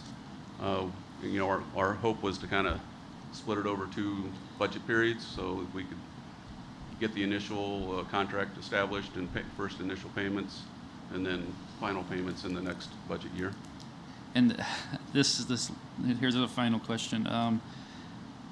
The app, is that limited to people that are in our database, or? Yeah, it would be limited to basically who we set it up as. You know, they would have to. We could set it up that we actually, and I'm sure our tech department will love me for this, but we can actually set it up so that we establish the credentials and that it's secret, you know. Yeah, because that's the only. I love the safety feature there, but that was my only safety concern, and that's why I asked if other districts had any issues. You got to have a student ID or something related to that, and a credential to get into it to view. Yeah, I'd hate somebody to download the app and know exactly where such and such bus is late. No. You know what I'm saying? Yeah. So okay. Two-part question. So thinking about the challenges that we had last year, and thinking about some of those greatest challenges and or root causes, how will this system, and not the expecting you to rehash the presentation, but with thinking about some of those root causes, how will this system address those? Which, I guess, I mean, which it's which really, issues are you? Well, I'm not thinking about the issues. I'm thinking about making sure that when we invest into the system, that we still can ensure that it's going to address some of the concerns that we had last year. Yeah. So, like I said, I think a lot of the issue is not knowing where the bus was. You know, with the driver shortage, you know, not having buses at all, and then our being overwhelmed in our office that we weren't able to get those messages out, or if they were, you know, the bus is running 30 minutes late, 40 minutes, an hour, 2 hours. We can more quickly, because you can go right through the app, you can be right in the app on a dashboard. Basically, we can see where all the buses are, and then that dashboard actually allows us to send those push messages out to specific buses. So it's a little bit cleaner than what Blackboard is. As a former tech guy, I would get very frustrated going into the transportation office and knowing we have all of this data in Versatrans, and all I'm asking is simple questions. I want to know this route, this bus, I want to know who's on it, and I want to know how we've consolidated those routes. And to watch the process of having to go in and manually do it, what this software and this system allows us to do is it automates all of that. So it automates three things: routing and routing assignments, it automates the attendance, and then and just tracking of those buses. So by having that database accessible to us, all of the data is there. There's not a whole lot more data massaging and input that we need to put in. It's now just having a system that can give us the data we want out. So like will to it, Dominic's point. So will it decrease the delays that we had, or will it just increase our opportunity to communicate? It will increase our opportunity to communicate, but it'll decrease the amount of time it takes when we finally decide we need to make those changes to be more efficient. We can do them much quicker in real time than having to manually do the process. Can I throw a wrench in your attendance? So here's a thought. As a senior, well, not a senior, he's a sophomore. As a sport parent in general, you have sports who run some seasons. You have kids who go in early to work out. You have kids who only take a bus home, but they're entitled to the bus home. And then they get to that bus, and oh, wait a minute, we don't have room for you. So then they get on the wrong bus, and they end up across town. We've been there, right? So, like, my concern is when you guys are talking about real-time attendance, not every kid is going to take the bus because the bus doesn't come when they need it, right? So how do you ensure that those kids who, you know, like I get it, if they're getting a parking pass, they probably don't need to be on the bus, those kind of things I get. But my concern comes in when, so now my kid's in football, he's not going to need it until, whatever, November, right? Or now he's in wrestling and he's not going to need it until March, whatever it is, right? So how do you ensure that he still gets a spot on that bus if he needs one? Yeah, communication. I mean, it's a two-way street, too. I mean, it clearly states on our website that if, you know, we have somebody that hasn't ridden the bus for several weeks, that we'll probably drop them off the bus. You know, we'll probably drop them off the route. But on the converse, let me ask this: have you ever communicated that with parents? Because it might be on the website, but nobody ever called me because my kid never takes the bus to school because he's always working out or he catches a ride with the neighbor. But nobody's ever communicated with me that he lost his spot on a bus. Well, doesn't mean that the driver always communicated that the student wasn't riding either. So. Well, whose job is it? That's my question. Well, I'm saying if we have this type of system that would make it easier to make those decisions, it would kind of take the weight of that decision off of the driver, right, and bring it back into the administration. So, but to my point, who's going to communicate that? Who's going to make that decision? Who's going to communicate? It probably needs to be decided before we spend a crap load of money on another system that could help us communicate better, but we're still not communicating. Well, I think it gives us the data, it gives us the information to know, gives us the data and the information to know what we're dealing with. Like right now, we're not getting some of that information. So part of the challenges for transportation is we have to provide transportation for students who are with farther out I'm than 1.5 clearly aware of miles. this line, But now, 1.5, how yeah. many of those families really ride? We rely on the bus drivers to share and update that information with us, and sometimes we don't get the full picture. With this, we'll have much more information to make much more quality decisions. Now, how that translates necessarily to the athletics and whatnot, we can monitor that. I think that there is some ways that we can communicate better about, now that we've got some system and we know we know who's riding and who's not, we can clarify some communications to those families who opt not to ride. Is this permanent? Is this temporary? What is the reason for that? And I'm sure the system can, we can take some notes on student ridership and when that needs to be accommodated. I would caution taking kids off a bus if they're in a sport. Just because sometimes kids get hurt and then they're not in their sport. But my other question was, I know that we have to get new software because our Tyler system is, right? So how will this work with that? With Power School? Whatever it is we're going with. Power School's been around the blocks a few times too. So Right, but how do they? We have no concerns about Power School communicating with Tyler, with our Versatrans, or with. But have we checked? I've worked with it at other school districts.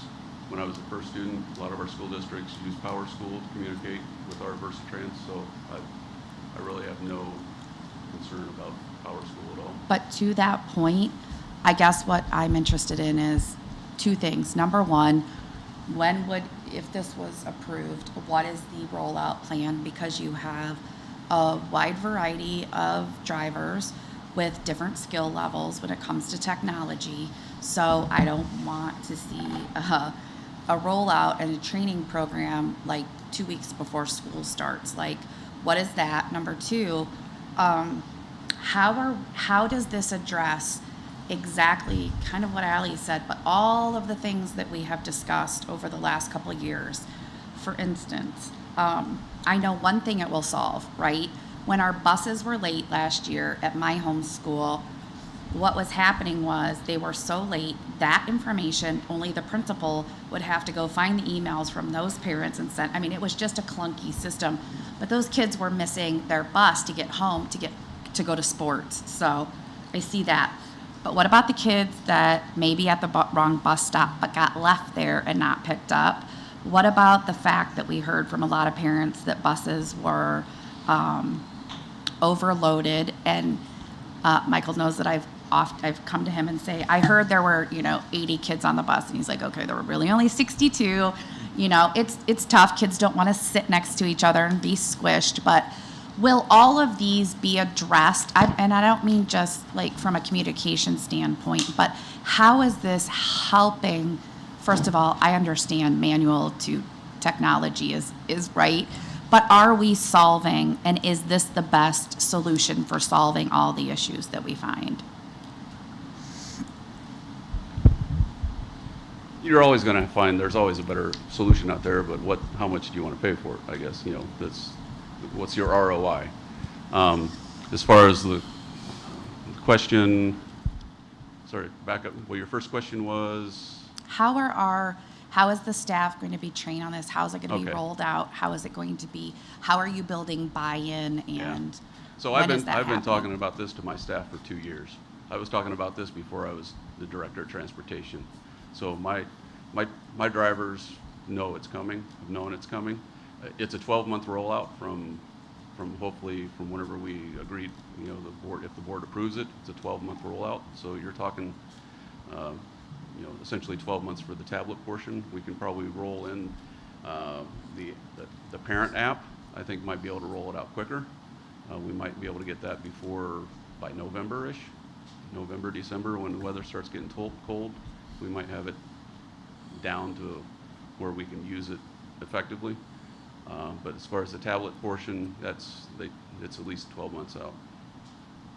Okay. What was your second question? Just, is it addressing all of the, and we have documented all of the issues that we've run into? So the overloading, yeah. I mean, this would allow us to, because like you say, you get the phone calls, and everybody was sitting on the floor, kids were standing, kids were, stacked 3 deep, high up all the way to the ceiling. And so the only way to verify is really to pull the video, count the kids as they get on the bus or count them as they get off. Well, if we have a system like this, we can actually, I get the phone call, I can pull it up and I can go, okay, yeah, I see, yeah, we had, it's a 72 passenger bus and we had 76 kids on there today. So yeah, we need to look at, and then I can look at the stops and see which stops are heavy. Wednesdays are always heavy going home because of early dismissal, not as many kids stay after school, no school after school activities. But it makes it quicker. I mean, we still have to make changes, we still have to adjust buses, adjust bus routes, but it helps us to respond quicker. So it's agility, it's communication, and it's safety, would you say?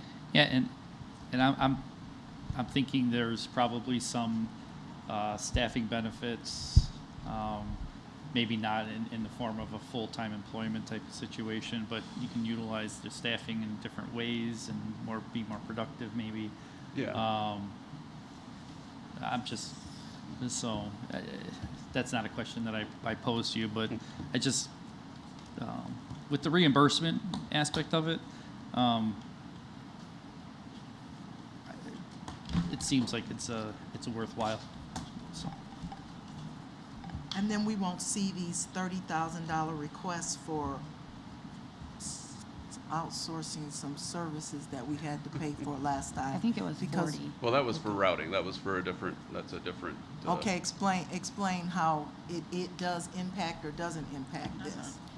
So why it doesn't impact the routing? No, well, what you're asking for, we might see another request like that even if we give you. Right, because this is. It's just attendance. Yeah, I mean, somewhat attendance and communications.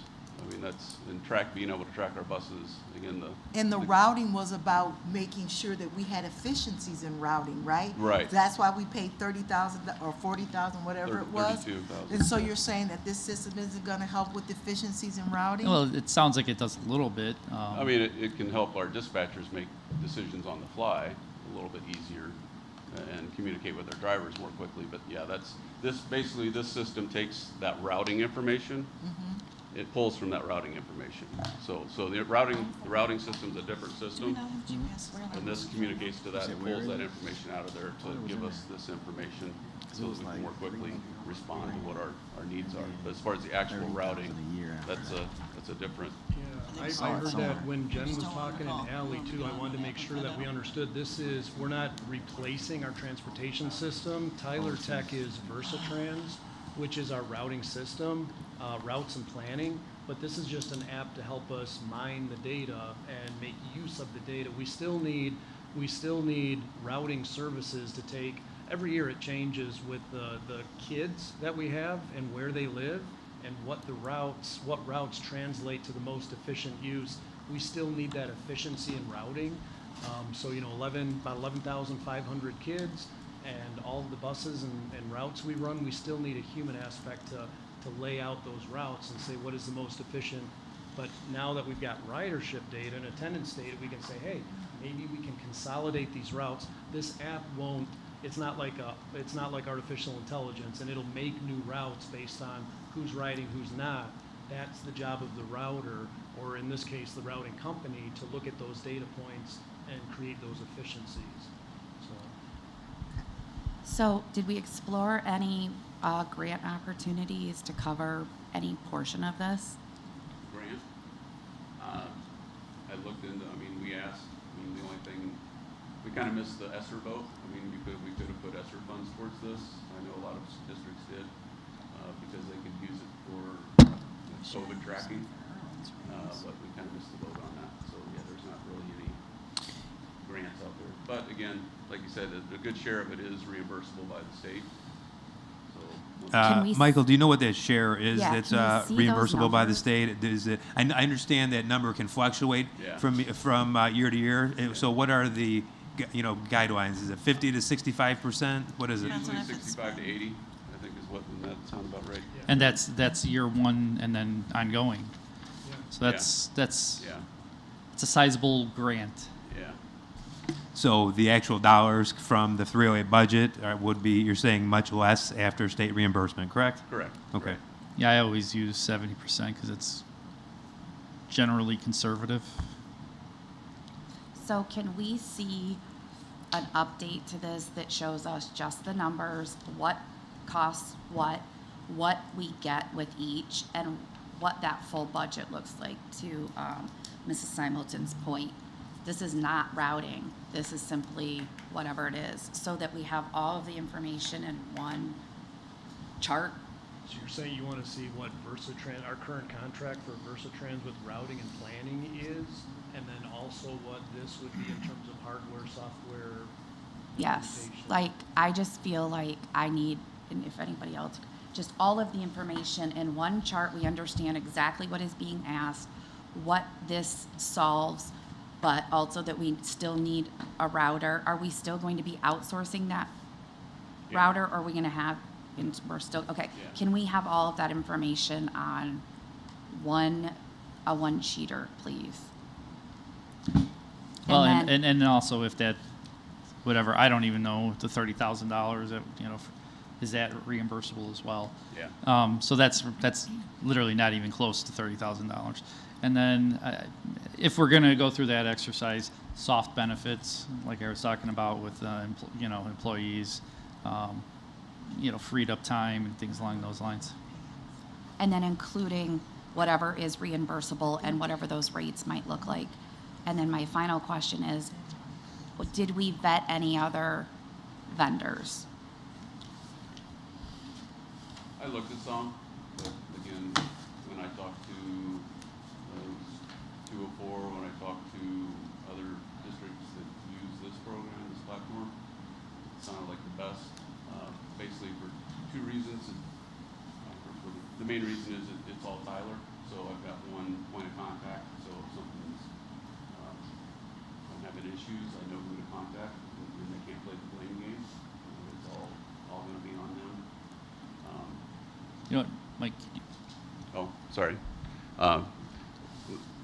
Trying to get everything under one vendor, essentially, so that we've got one point of contact. All the other type systems like this, you're marrying Versatrans Tyler system and with another GPS system that's some other parent app. So we tried to. My goal was to keep everything, under one roof, I guess. And I appreciate that, but kind of as best practice, the board likes to see typically other options. So maybe just in that one sheeter, you can let us know who else you vetted, but moving forward, it's really important for us to see, that the analysis was done and other vendors were vetted. I think that's incredibly important moving forward. Can I ask one more question? So our buses are currently GPSed. Yes. Have we ever tried to, as a district, make that information available to parents? Not yet. That's what we're. I Essentially, mean, that's what we're like trying with to the do. system, right, but have we ever, tried as a district to make, you know what I mean? Like, we're always buying programs, buying it to do this, buying it to do that, buying it to do this. Like, is this something that we could do in-house? No. Because the only way we can access it is, you have to get some sort of system like this, a platform like this that can filter it and push out. Otherwise, the only way you would have access is the same way I have access, where I can see all 160 or 139 buses out there. So, I mean, this way we can get Right, it so down we to a just- granular level so that it's for each student. I mean, I get it. My question was, we don't have anybody in-house that could build a system like that. No. It would probably, sometimes, it would be costly. Yeah. Does the board have any other questions? I think these gentlemen know what needs to be brought back to the board to answer the questions that you've asked. All right, thank you, gentlemen. All right, item 8.4 is in regards to the 23-24 outsourced transportation. Dr. Petsky? Mr. DeArmond, transportation bids. I think just a reminder from my perspective, the one thing I made sure was built into the RFP was before COVID, it was nice to not have route minimums, and that really hurt us during COVID. A lot of our drivers were taken to go put on other districts that vendors had contracts with. So the one difference in our RFP this year was we put a minimum route expectation for our vendors. So, and that was upheld. So, do we have Tyler Drive presentation? Or the, oh, I'm sorry, the transportation bid. Just the transportation bid. There's no attachment. Okay, so we put the, our current pupil transportation contracts were coming to an end. We'd had a 3-year contract that started in 2020. Our contractors had both said that they weren't interested in the 2-year extension that they had originally quoted. So we had put it back out for bid for regular education and for our special services out-of-district routes. We did, as Dr. Petsky said, we said that we would have a 25 route minimum for regular education and a 25 route minimum for special service transportation. As far as bidders, as you can see on the memo, we had 2 companies that bid for the regular education transportation, Durham Services and Safeway Transportation. And then we had 4 companies, well, essentially 3 that actually bid on the 25 routes, Septran, Safeway, and a company called CST Partnership, which is out of Minnesota. And then Richley Vans, a division of Cook, said they were interested in 5 van routes if we wanted to go that route. So our recommendation is that we would go with Durham for the regular education and with Septran for the special services transportation, which is who we currently had. And Durham is also what you call a sister company of Septran. They're all under the National Express parent company. So, any questions? I think this was posed by somebody, but so I don't want to steal anyone's thunder. Are you going to ask the question I think you were going to ask? Go for it. No, I don't know. No, it's probably. I mean, the thing that's going to jump out is we didn't go with the lowest bid. So can you explain to us why? Yeah, so we looked at that, and based on our history with Safeway, they're an organization right across the street from us, and we use them for some of the smaller projects, but we've not used them for something so large as our regular education. So we did not have confidence that they would be able to fulfill our needs, and that there would be a large learning curve, where Durham is they're a more established company. They run more routes. They've got the efficiencies down, and we're a lot more confident that they would be able to satisfy our needs. We will still maintain some of Safeway, so they are going to do some of our smaller, like McKinney-Vento, some homeless kind of van transportation and things like that.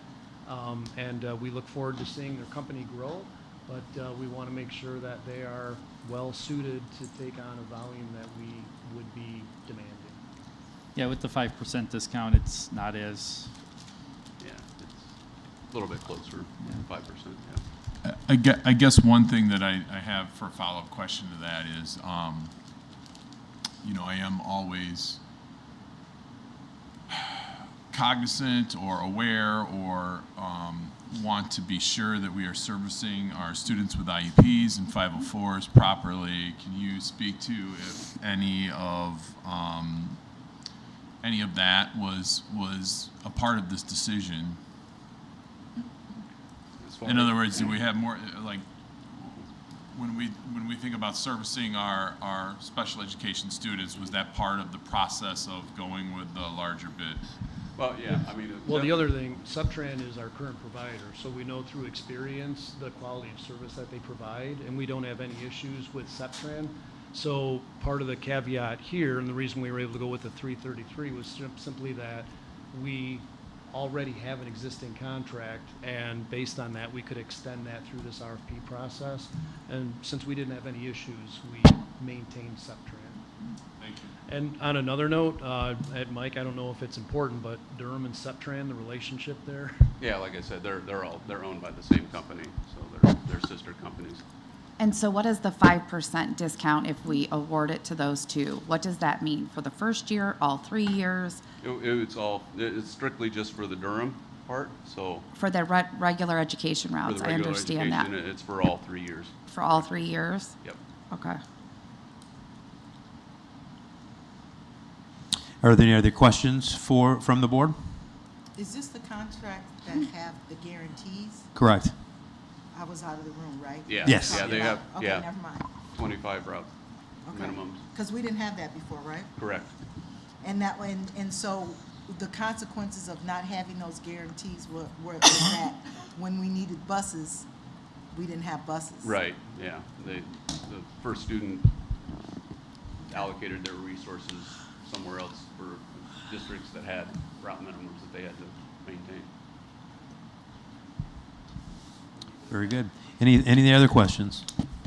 All right, thank you, gentlemen. Thank you. Thanks.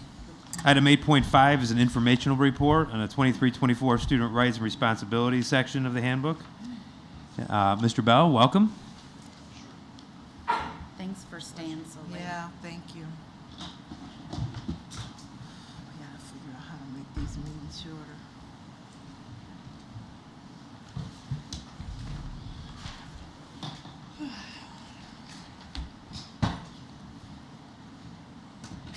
All right. Thank you, Board, for letting me be in front of you tonight. This is an informational item. I know, Dr. Sparlin, you referenced that it was for action, but it's an informational item for tonight.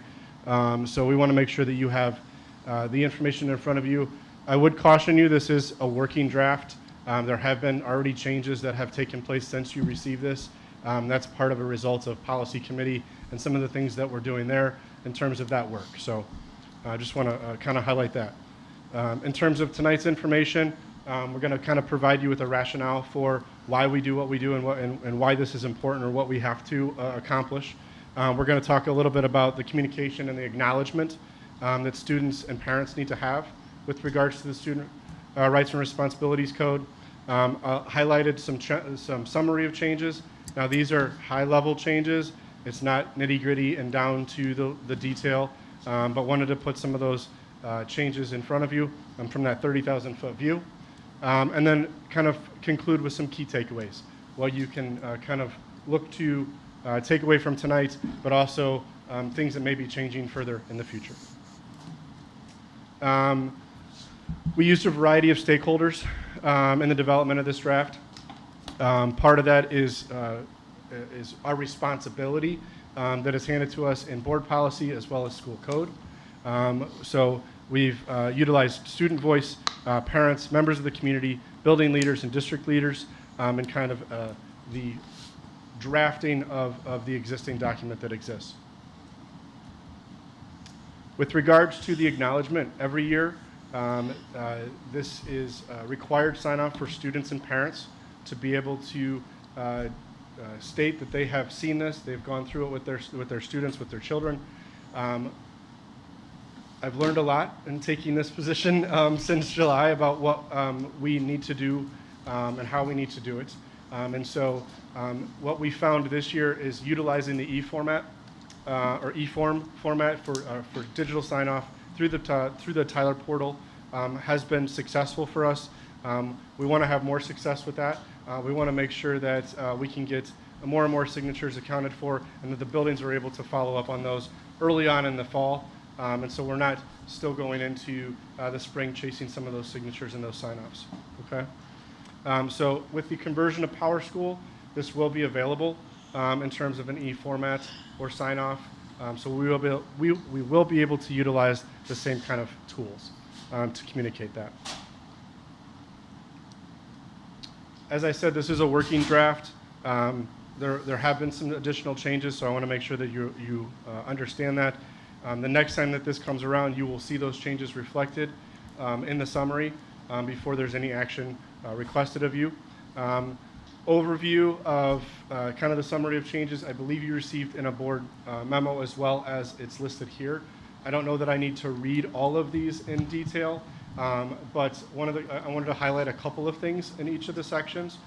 In terms of that section 1, one of the things that's not necessarily outlined here, but I think is important and is part of our key takeaways, is the definition between policy, procedure, and practice.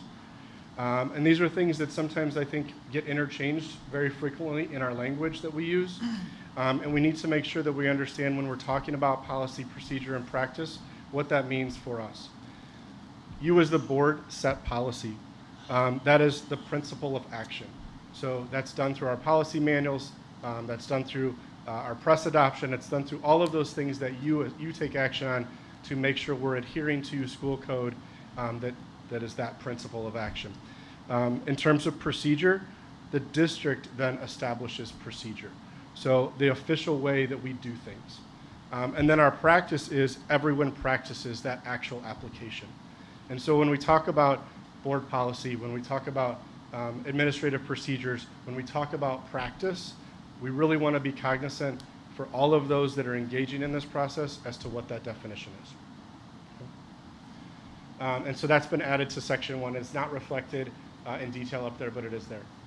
In terms of section 3, just kind of highlighting some additional information that has been added with regards to student directory information, with regards to FERPA and ISRA, and how we respond to records requests, and making sure that that's a little bit more clear. Section 4, there's been some updates with regards to, obviously, e-learning and remote learning, and so those changes were reflected accordingly. Section 5, the biggest impact here has been the change of first day exclusion. It is in school code and guidance from ISB that October 15th is the exclusion day for any of those children that do not have the necessary health records on file or have not had their up-to-date physicals and those types of things. Traditionally, we are allowed to go to October 15th for that exclusion. The district has operated on a first day exclusion policy, or I use the policy word, a first day of exclusion procedure. And so I want to make sure that we highlight that we did move that back. We are looking at a September 15th deadline. This has multiple layers of effect. It does significantly impact getting kids in school rather than excluding them on the first day. That's critical, number one, especially for some of our most needy populations that definitely need to be here while we're trying to sort out some of those things that they need to be here.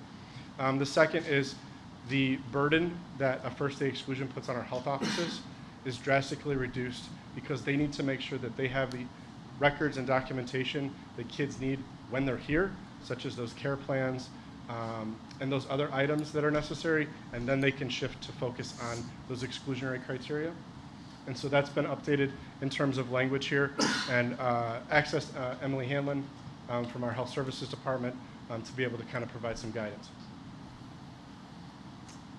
In terms of attendance, we wanted to update some additional language. We created some documentation for pre-planned absences, and so that's been linked in here as well. That's new for us this year. We wanted to make sure that if kids were going to be gone for extended periods of time, whether that was for a religious holiday, whether that was for an extended leave due to a family concern, that it was accounted for in that kind of pre-planned absence, so we weren't asking where is that kid. Those phone calls that are automated, those letters that are automated, we had some explanation behind that from a truancy and chronic absenteeism perspective. Bullying and harassment, we've done a lot of work this year on the investigation process and training our building leaders on how to investigate those things and putting some clear systems and practices in place. And so that language has been updated there. There's also been additional language that was provided through that student voice around sexual harassment. There was a lot of work that was done last year, and not all of that language was added into these rights and responsibilities, and so that has been included in this draft as well. Student conduct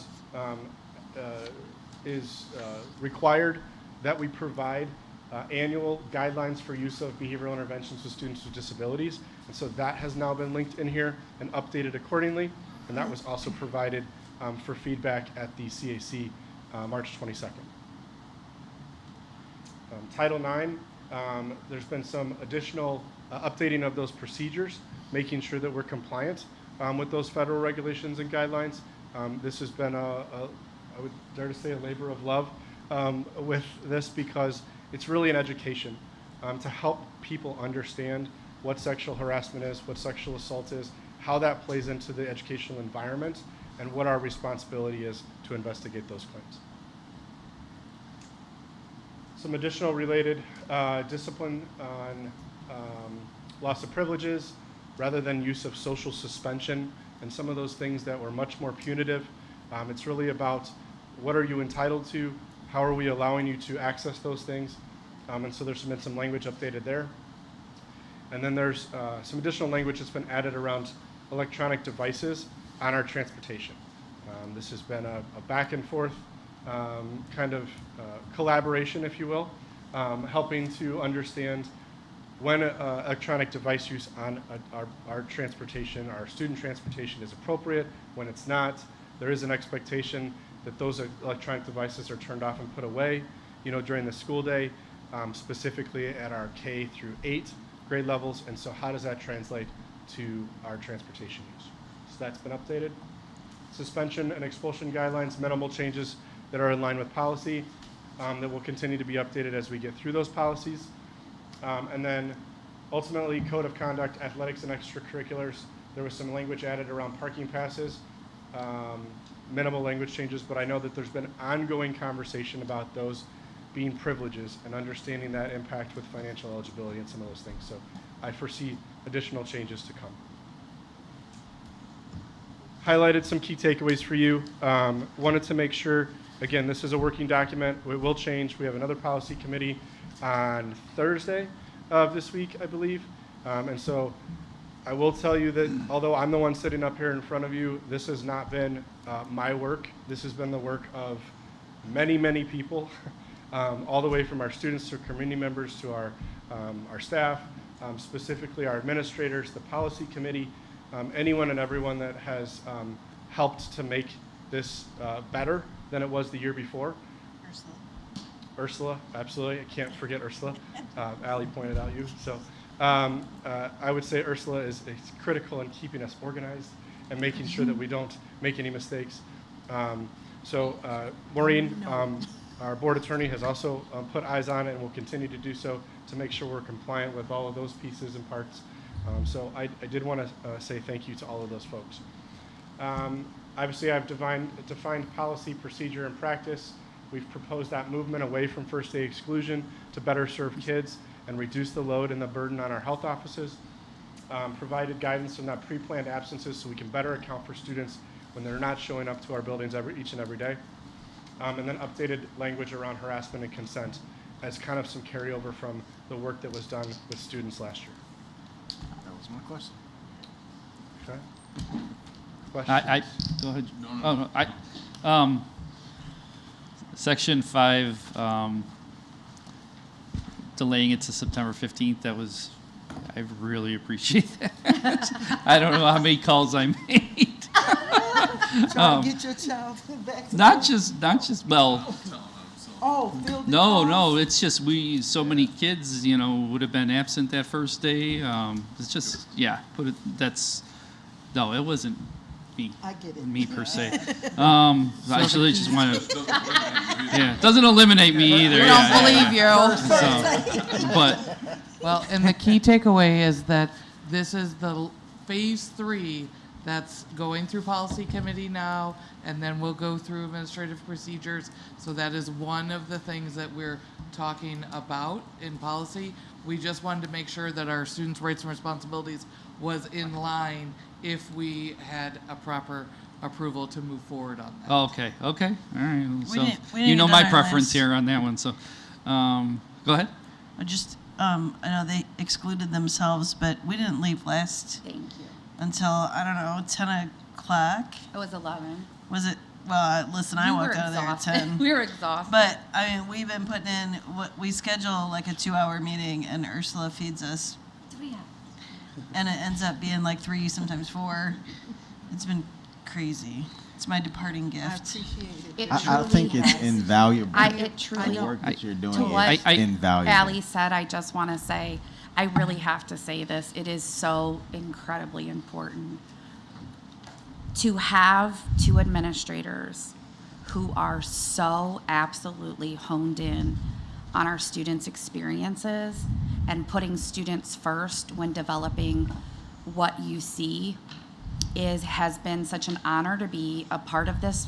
But also, when you see policy, procedure, practice, as we have gone through the policies of this district line by line, which I don't know that anybody's ever done it this way, and then you have the subject matter experts in the room that are able to determine where we can make changes across these 3 pillars, has been absolutely a game changer for our district.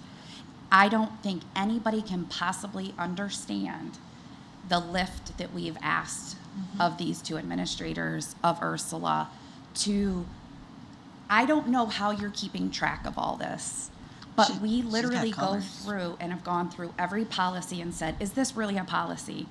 And some of these haven't been reviewed since 2007. And having them create an administrative manual on the side and having our students' rights and responsibilities. They have taken input from so many different stakeholders. I don't know how you're keeping it straight. They have also minimized the amount of legal counsel, so Maureen's not having to sit in every meeting for 4 to 5 hours. And they have, and Dr. Kincaid has communicated it so that we make sure that we utilize that. So I just can't explain what a beautiful this situation has been. It has been holistic. It has been students first focused. It has had an equity lens. It has had it has been such a heavy lift, and Allie and myself have been a part of that and been able to bring in perspective from the board, from being a parent, from being a sports parent, from all of these things. I am so proud of this work, and I think it's going to be the best position we've been in a very long time. So to the 2 of you, to Ursula, I thank you for the amount of work you've done on behalf of this entire school community. Can I ask one question? And I'm sorry, I apologize because I didn't send this one. So if you don't, it's completely subjective. How much of a driving force is, a school code and coming from press? How much of a driving force is that behind some of this? I think it's a significant driving force because we're bound by certain parameters that I don't think sometimes is communicated in a language that people understand.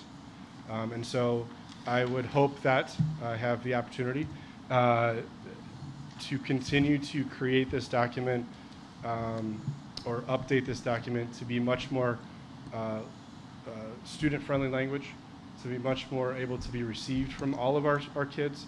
If we're expecting them to kind of sign off on it and understand the pieces and parts that are here. And that's also the parents in the community. Some of the changes that I was able to update before I even spoke to anyone and put it out there were conversations that I had had with parents that had come through, not necessarily in the form of a complaint, but more of a, hey, can you help me understand why this happened at the building? Hey, can you help me understand why this investigation went this way? Or, you know, what really was the rule that was broken? And why is that excluding my student? So those are things that I was able through those conversations to try and add in here prior to putting it out there. But again, this was not a me effort in any way, shape, or form. The policy updates and the press adoption has been, I don't want to say an awesome process, but it's been a really informative process. And I think that it's powerful for those that are responsible for enforcing policy, to understand how you're creating it and why we're creating it and what we're bound by. So it is a driving force, but I think we can continue to evolve and make it more palatable for those that are receiving it and allowing for that feedback from them. Right. I think the press alignment has really driven the policy and given us also examples of different administrative procedures. I think that's a gap that we've seen holistically within multiple departments across our admin team. So we've then started to bridge those gaps. I think one of the great takeaways of our community advisory forum was really then focusing on what Mr. Bell's talking about is how are we going to use this document as a guiding principle for the presentations to our students? Because we know that more than likely, as Board Member Johnson mentioned, nobody always reads cover to cover of our policy manual. That would be me. I'm going to go out on a limb and say it's pretty similar for our kids and our rights and responsibilities. So the focus then becomes is how are students taking away that information that is most impactful for them. So it's the lens of the policy with, as Jeremy mentioned, this is a working document. We had great conversations, and I know that they've happened in other board committees about financial eligibility. We anticipate some additional changes. First day exclusion, student voice really is coming through in certain sections based on their feedback. But the focus for next year is our last section, and then how are we engaging our students in this information and takeaways. Thank you. Appreciate I think the other lens that we used, Allie, let me know if you agree, is transparency with parents and explaining and understanding policies and student rights. And some things we had to keep in policy, but some things we were like, can we at least reiterate it in student rights and responsibilities because parents won't read our policy? And so the admin have also done a great job of linking documents. And the other great opportunity we've had this year is that we have really passed off to other subject experts. So we are taking 3 policies to the Teaching and Learning Committee to let that committee talk that out and understand that those have been policies that we have heard a lot from parents about, homework being one of them, and the inconsistencies. And so if we're gonna have a policy for that in our policy manual, we really need to let all those voices be heard about that policy. So I have really appreciated what has gone to equity and teaching and learning, and it really is the most holistic, I believe, approach we've taken in a long time. Dr. Kincaid just said something that prompted a question based on what you said.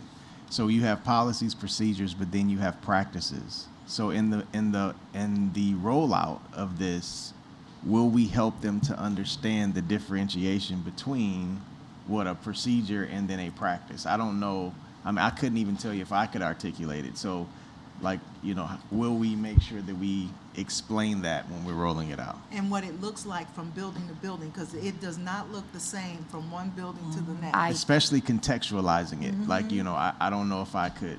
And to me, the reason why I'm asking the question, and I think this is important, is that I don't want you all to do all of this work, but then we don't contextualize and operationalize everything that you're doing because it's so valuable. And so it just made me think about the rollout and understanding the difference between the 3.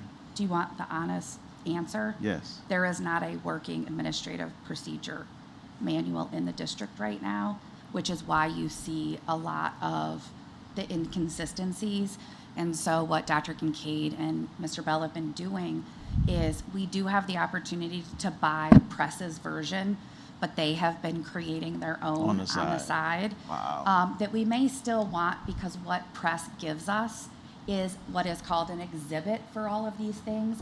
So it's already pre-made. They don't have to turn around and make all of these forms and documents. So that might be an ask in the future. We do get a percentage off, but I just think asking them to do a whole nother lift but doing it simultaneously is phenomenal. But is a lot to ask. But I will say they have kept an ongoing document of what is missing, And if we buy those exhibits, I think it just makes their job a little bit easier. But I think all of those inconsistencies you're going to start to see get addressed because we are going to have a working document. And I think, Faith, I think you would agree that having those as an administrator is incredibly helpful to contextualizing that across the district. What does that mean? Okay, well, here's an exhibit of what that means and how you can use it. And we're going to talk about 3 things that are very, still have a lot of, I would say, not a lot of context around in our district. Homework, curriculum, when you don't agree with curriculum, and stuff like that. So we're going to help take that expertise and to support student services. I appreciate that forethought. That's going to be great. Thank you. That's good. I did have section 10, loss of privileges, school dances. If you could just, I didn't understand the summary of where that was going. So this was some of the, again, language we talked about, and there's been the term social suspension that's been utilized in the past. We've moved towards that more loss of privileges. And I wanted to make sure I didn't misspeak, so that's why I was trying to turn to this document. But there was some request to add in the overall concept of that. When we have students that have been engaged in maybe multiple physical altercations, that we now have events that may be coming up, whether that's prom, whether that's a football game or something to that end, where we need to limit maybe their contact or access to that for a variety of reasons. And so that was highlighted in here in terms of that loss of privilege language, if you will. But that's really the gist of it. Okay, so special circumstances. Correct. Limited. Okay. What page are you on? Policy 10. Section 10. Sections. Go ahead. Maybe I didn't. Section what? Maybe, yeah, that was Didn't you say section 10. Mm-hmm. Added language for attendance to school dance as well and loss of privileges. That's all. Yep, it's section 10, area A, number 7. It's in red, and it has been in practice in the past, but there, as Mr. Bell mentioned earlier, we wanted to increase transparency. This is not, no student is automatically placed on loss of privilege. It would be part of a disciplinary procedure, and if it is in place, which a student and a parent would know before any type of exclusion. It's also for those students that may have failed to serve. There's some other disciplinary consequences, whether that was an intervention kind of based or, hey, I want you to serve in after-school detention, but it's really in an effort to connect and create that relationship with that a staff member or whatever that happens to be. If you're not serving those things, if you're constantly not in class, if you're doing those things that are requiring a lot of resources, time, energy, and support, then there has to be an understanding that you may not be able to access some of those fun-type privileges. Those could be school dances, those could be, again, games or some of those things. We've also had community participation at our meetings, which has been awesome. And it's great to see that people are still coming to those community or to those committee meetings. So I just wanted to thank our community members that came as well.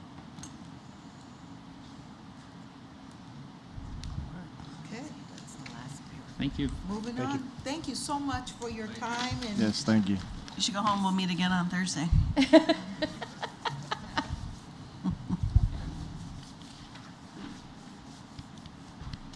All right, 9.1. Action item, approval of bills for payment. Can I have a motion, please? I'm getting there. Sorry. Wait, do we? My left flipper doesn't work very well. Oh, I'm on the wrong. I make a motion to authorize the payment of bills in the amount of $2,791,373.40 as presented. Second. Mr. Saron? Aye. Mr. Gatewood, Aye. Ms. Johnson, Aye. Mr. Ploger, Aye. Ms. Swanson, Aye. Ms. Simulton. Aye. Motion passes 6-0. Action item 9.2, approval of high school textbooks. Can I ask a question about this one? Yes. There was a resource, and I put a note in my phone to make sure I asked about it before this came up, and then I lost it. Do you remember which one it was? There was some of the high school teachers were talking about. Talking about Newsella? Yes. Okay, that's all part of the presentation that we priced that out and are offering that. Okay. As long as we're asking questions before the motion, I have one also.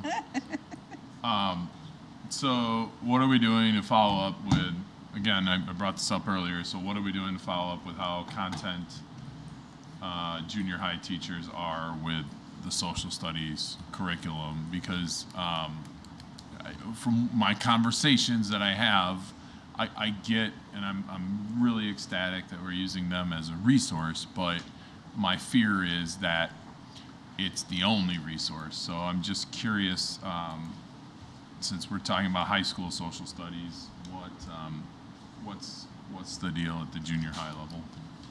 So each of the departments, social studies, science, math, they get together from all of the junior highs and go through that. And we have a principal that works with each of those content areas.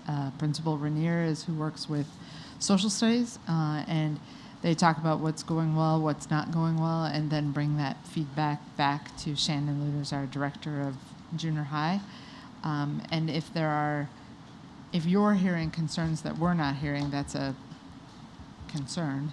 And I want to be careful, right? Okay. Because obviously their voice should be part of that, and Right. and that's awesome, right? And I don't want to sit here and paint it as, I know the majority. I'm not going to pretend to know the majority of what people are thinking. I just, maybe as a follow-up, hey, do you feel like you are the resource? I think that would be a good question to ask them. If that question's being asked, then great, and I appreciate that. Can I ask a Okay. clarifying question? Was Newsella for the junior high and the high school? So we've been using Newsella, News ELA for quite some time at Okay. the junior highs, but this edition is for high school. Okay. All right, can I have a motion, please? I make a motion to approve the purchase of high school social studies textbooks as presented. Second. Ms. Swanson, Aye. Mr. Cerrone, Aye. Ms. Simulton, Aye. Mr. Gatewood, Aye. Ms. Johnson, Aye. Mr. Ploger. Aye. Motion passes 6-0. Action item 9.3, approval of Oswego East High School Stadium scoreboard. Can I have a motion, please? I make a motion to approve the installation of the OEHS Stadium scoreboard. Second. Okay, and then I do have a question on this one too. So, how quickly will we be able to have a policy for who is in charge of monitoring scoreboards? Where's Jeremy? So there is a. Okay, Yeah. so there is a policy, but the admin procedure would be where that information would be present. Right now, it's a collaboration between operations and communications. When we reviewed the policy, there were some very antiquated information within that policy. So we are removing some of the specifics, and then that would be part of the administrative procedure. But in terms of this process, both communications and operations are working collaboratively.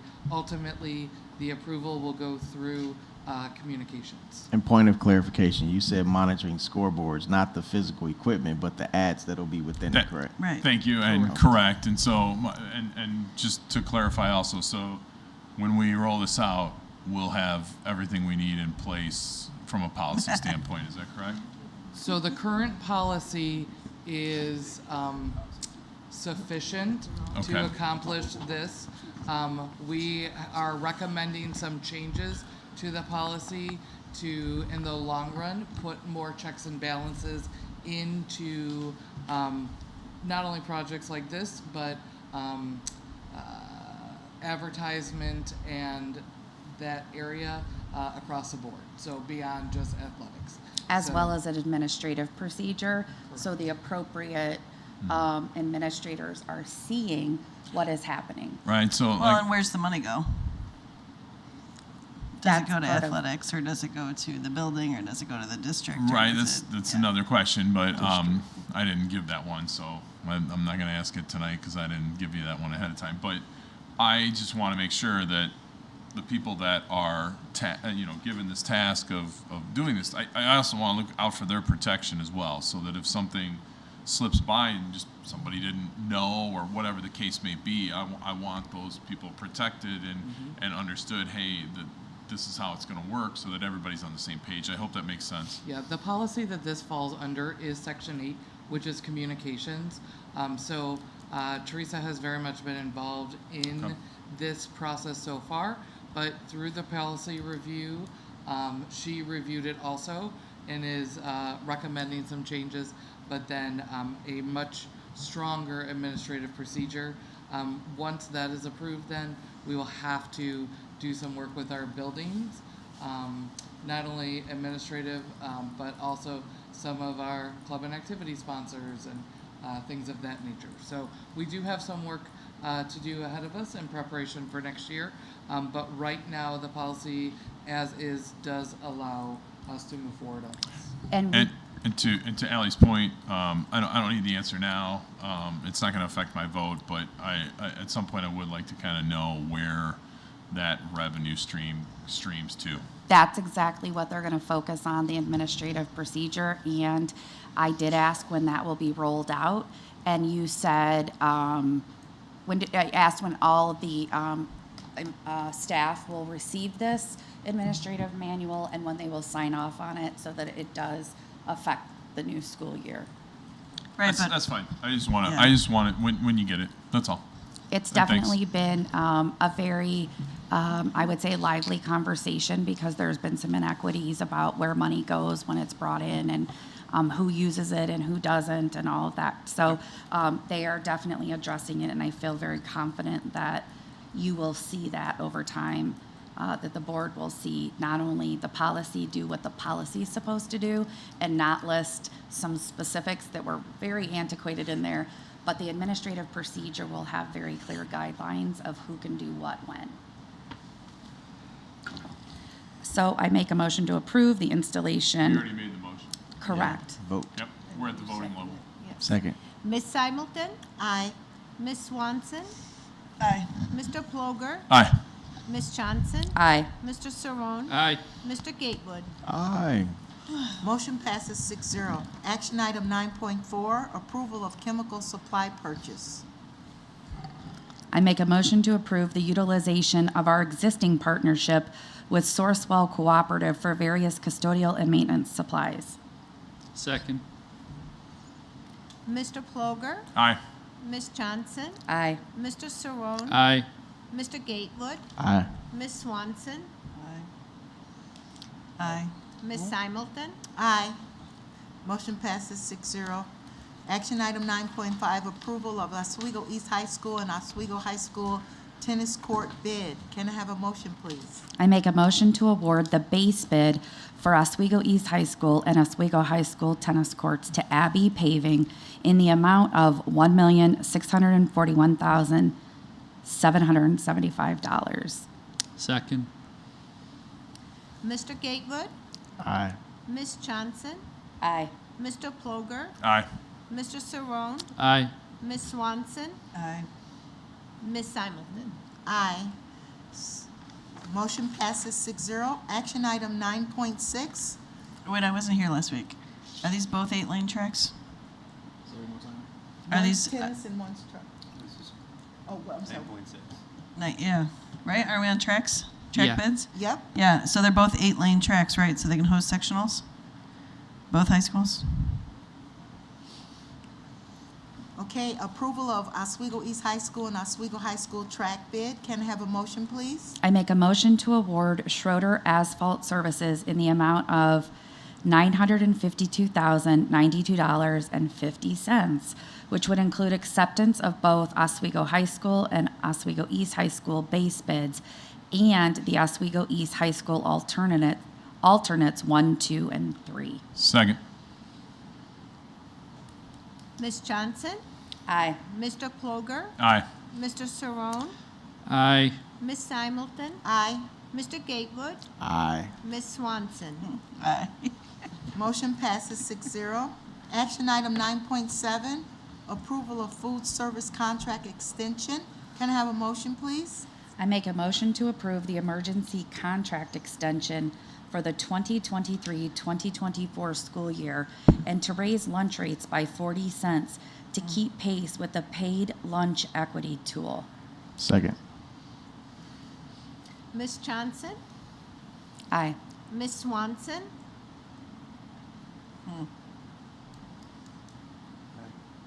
No. Mr. Cerrone? Aye. Ms. Simulton? Aye. I want Mr. better food. Gatewood? Aye. Mr. Ploger? Aye. Motion passes 5-1. Action item 9.8, approval of 2023-24 building administrator contracts.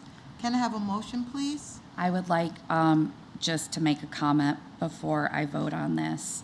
I shared with the administration that I strongly feel that we have not fully reviewed our building administrator and our school administrator contracts to present a more equitable pay compensation matrix. And I have asked with the board, with my board support, that we continue to work on that across the district to make sure that we are making pay equitable across the district. And also, I just have, in the presentation that the administration gave, they talked about a lot of changes, moving payroll, giving various title changes and so forth. Is that part of this motion? Because I think that should be saved for when a new superintendent is here. So I just want to make sure when we're approving this, what are we approving? The building administrator contracts are the building administrator contracts. That is what you would be approving. Okay. Well, I will ask that question on the next one then. I make a motion to approve the 2023-2024 building administrator contracts as presented. Second. I have a comment. I'm just going by procedure, so that's why I waited until after this. I know that this is going to be difficult for some, and I get all that piece to this. One thing, though, that really jumps out to me is reality versus kind of what we hear, right? And one of the things that we had asked for, or myself at least, was ratios, right? And it's a very nuanced conversation. And when we compare ourselves to other districts, there's things we need to realize. Like, we can look at a West Aurora where you work and a Valley View where I work, which is much more administrator heavy. We can look at a place like Indian Prairie, which is not nearly as administrator heavy, but then they pay quite a bit.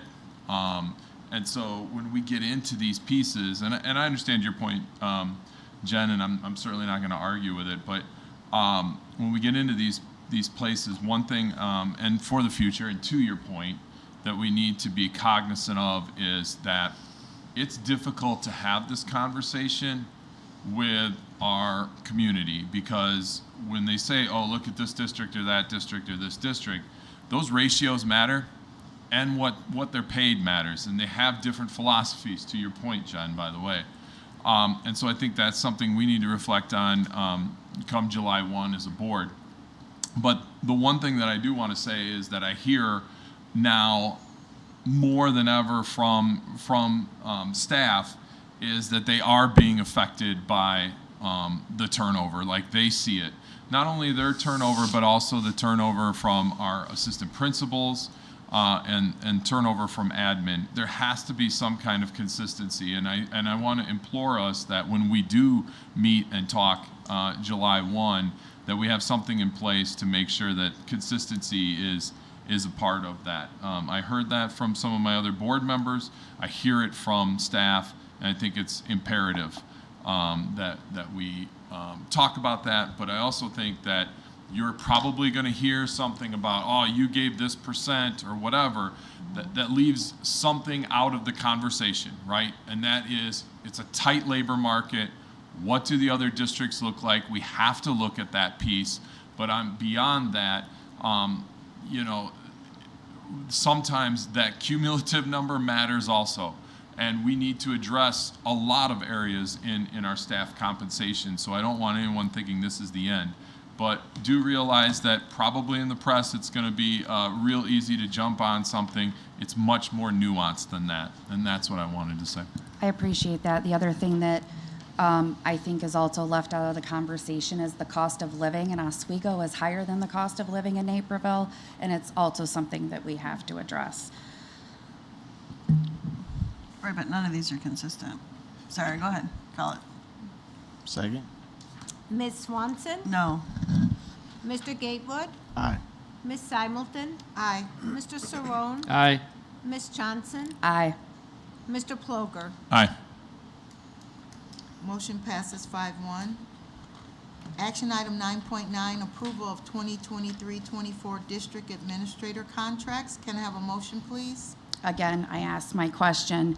A lot of things were presented in upstream. There was a lot of discussion around moving departments under various administrators. I'm not comfortable with that part of it. I think that's something that a new superintendent should be fully on board with. So is that part of approving these district administrator contracts? These are district administrator contracts as listed with the positions and the salaries. This is not departmental changes. Okay, so But the it will be. departmental changes that were presented in upstream are not taking place at this time.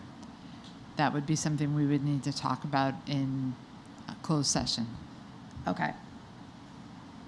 Allie, did you have something to say? I'm going to vote no, so just call it. I make a motion, anyone else? Gotta make the motion first, then. I make a motion to approve the 2023-2024 district administrator contracts as presented. Second. And so I'm going to say the one piece, right, again, is this is us trying to recognize that consistency piece. I agree, again, there are some things that we need to take a look at as a board July 1, but I am hopeful that this will bring a little more consistency. There's some things you need to take a look at with the new superintendent. That's July 1, correct. Mr. Cerrone? Aye. Ms. Johnson? Abstain. Mr. Ploger? Aye. Mr. Gatewood? Aye. Ms. Swanson? Nope. Ms. Simulton? Aye. 4 yeas, 1 abstention, and 1 no. Motion passes. Action item 9.10, 9.10, approval of personnel report. Can I have a motion, please? I make a motion to approve the personnel report as presented. Second. Ms. Simulton? Aye. Mr. Ploger? Aye. Mr. Gatewood? Aye. Ms. Johnson? Aye. Mr. Cerrone? Aye. Ms. Swanson? Yeah. Aye. Motion passes 6-0. Second. Can I have a motion to adjourn? I make a motion to adjourn. All in favor? Second. Aye. Aye. Motion passes.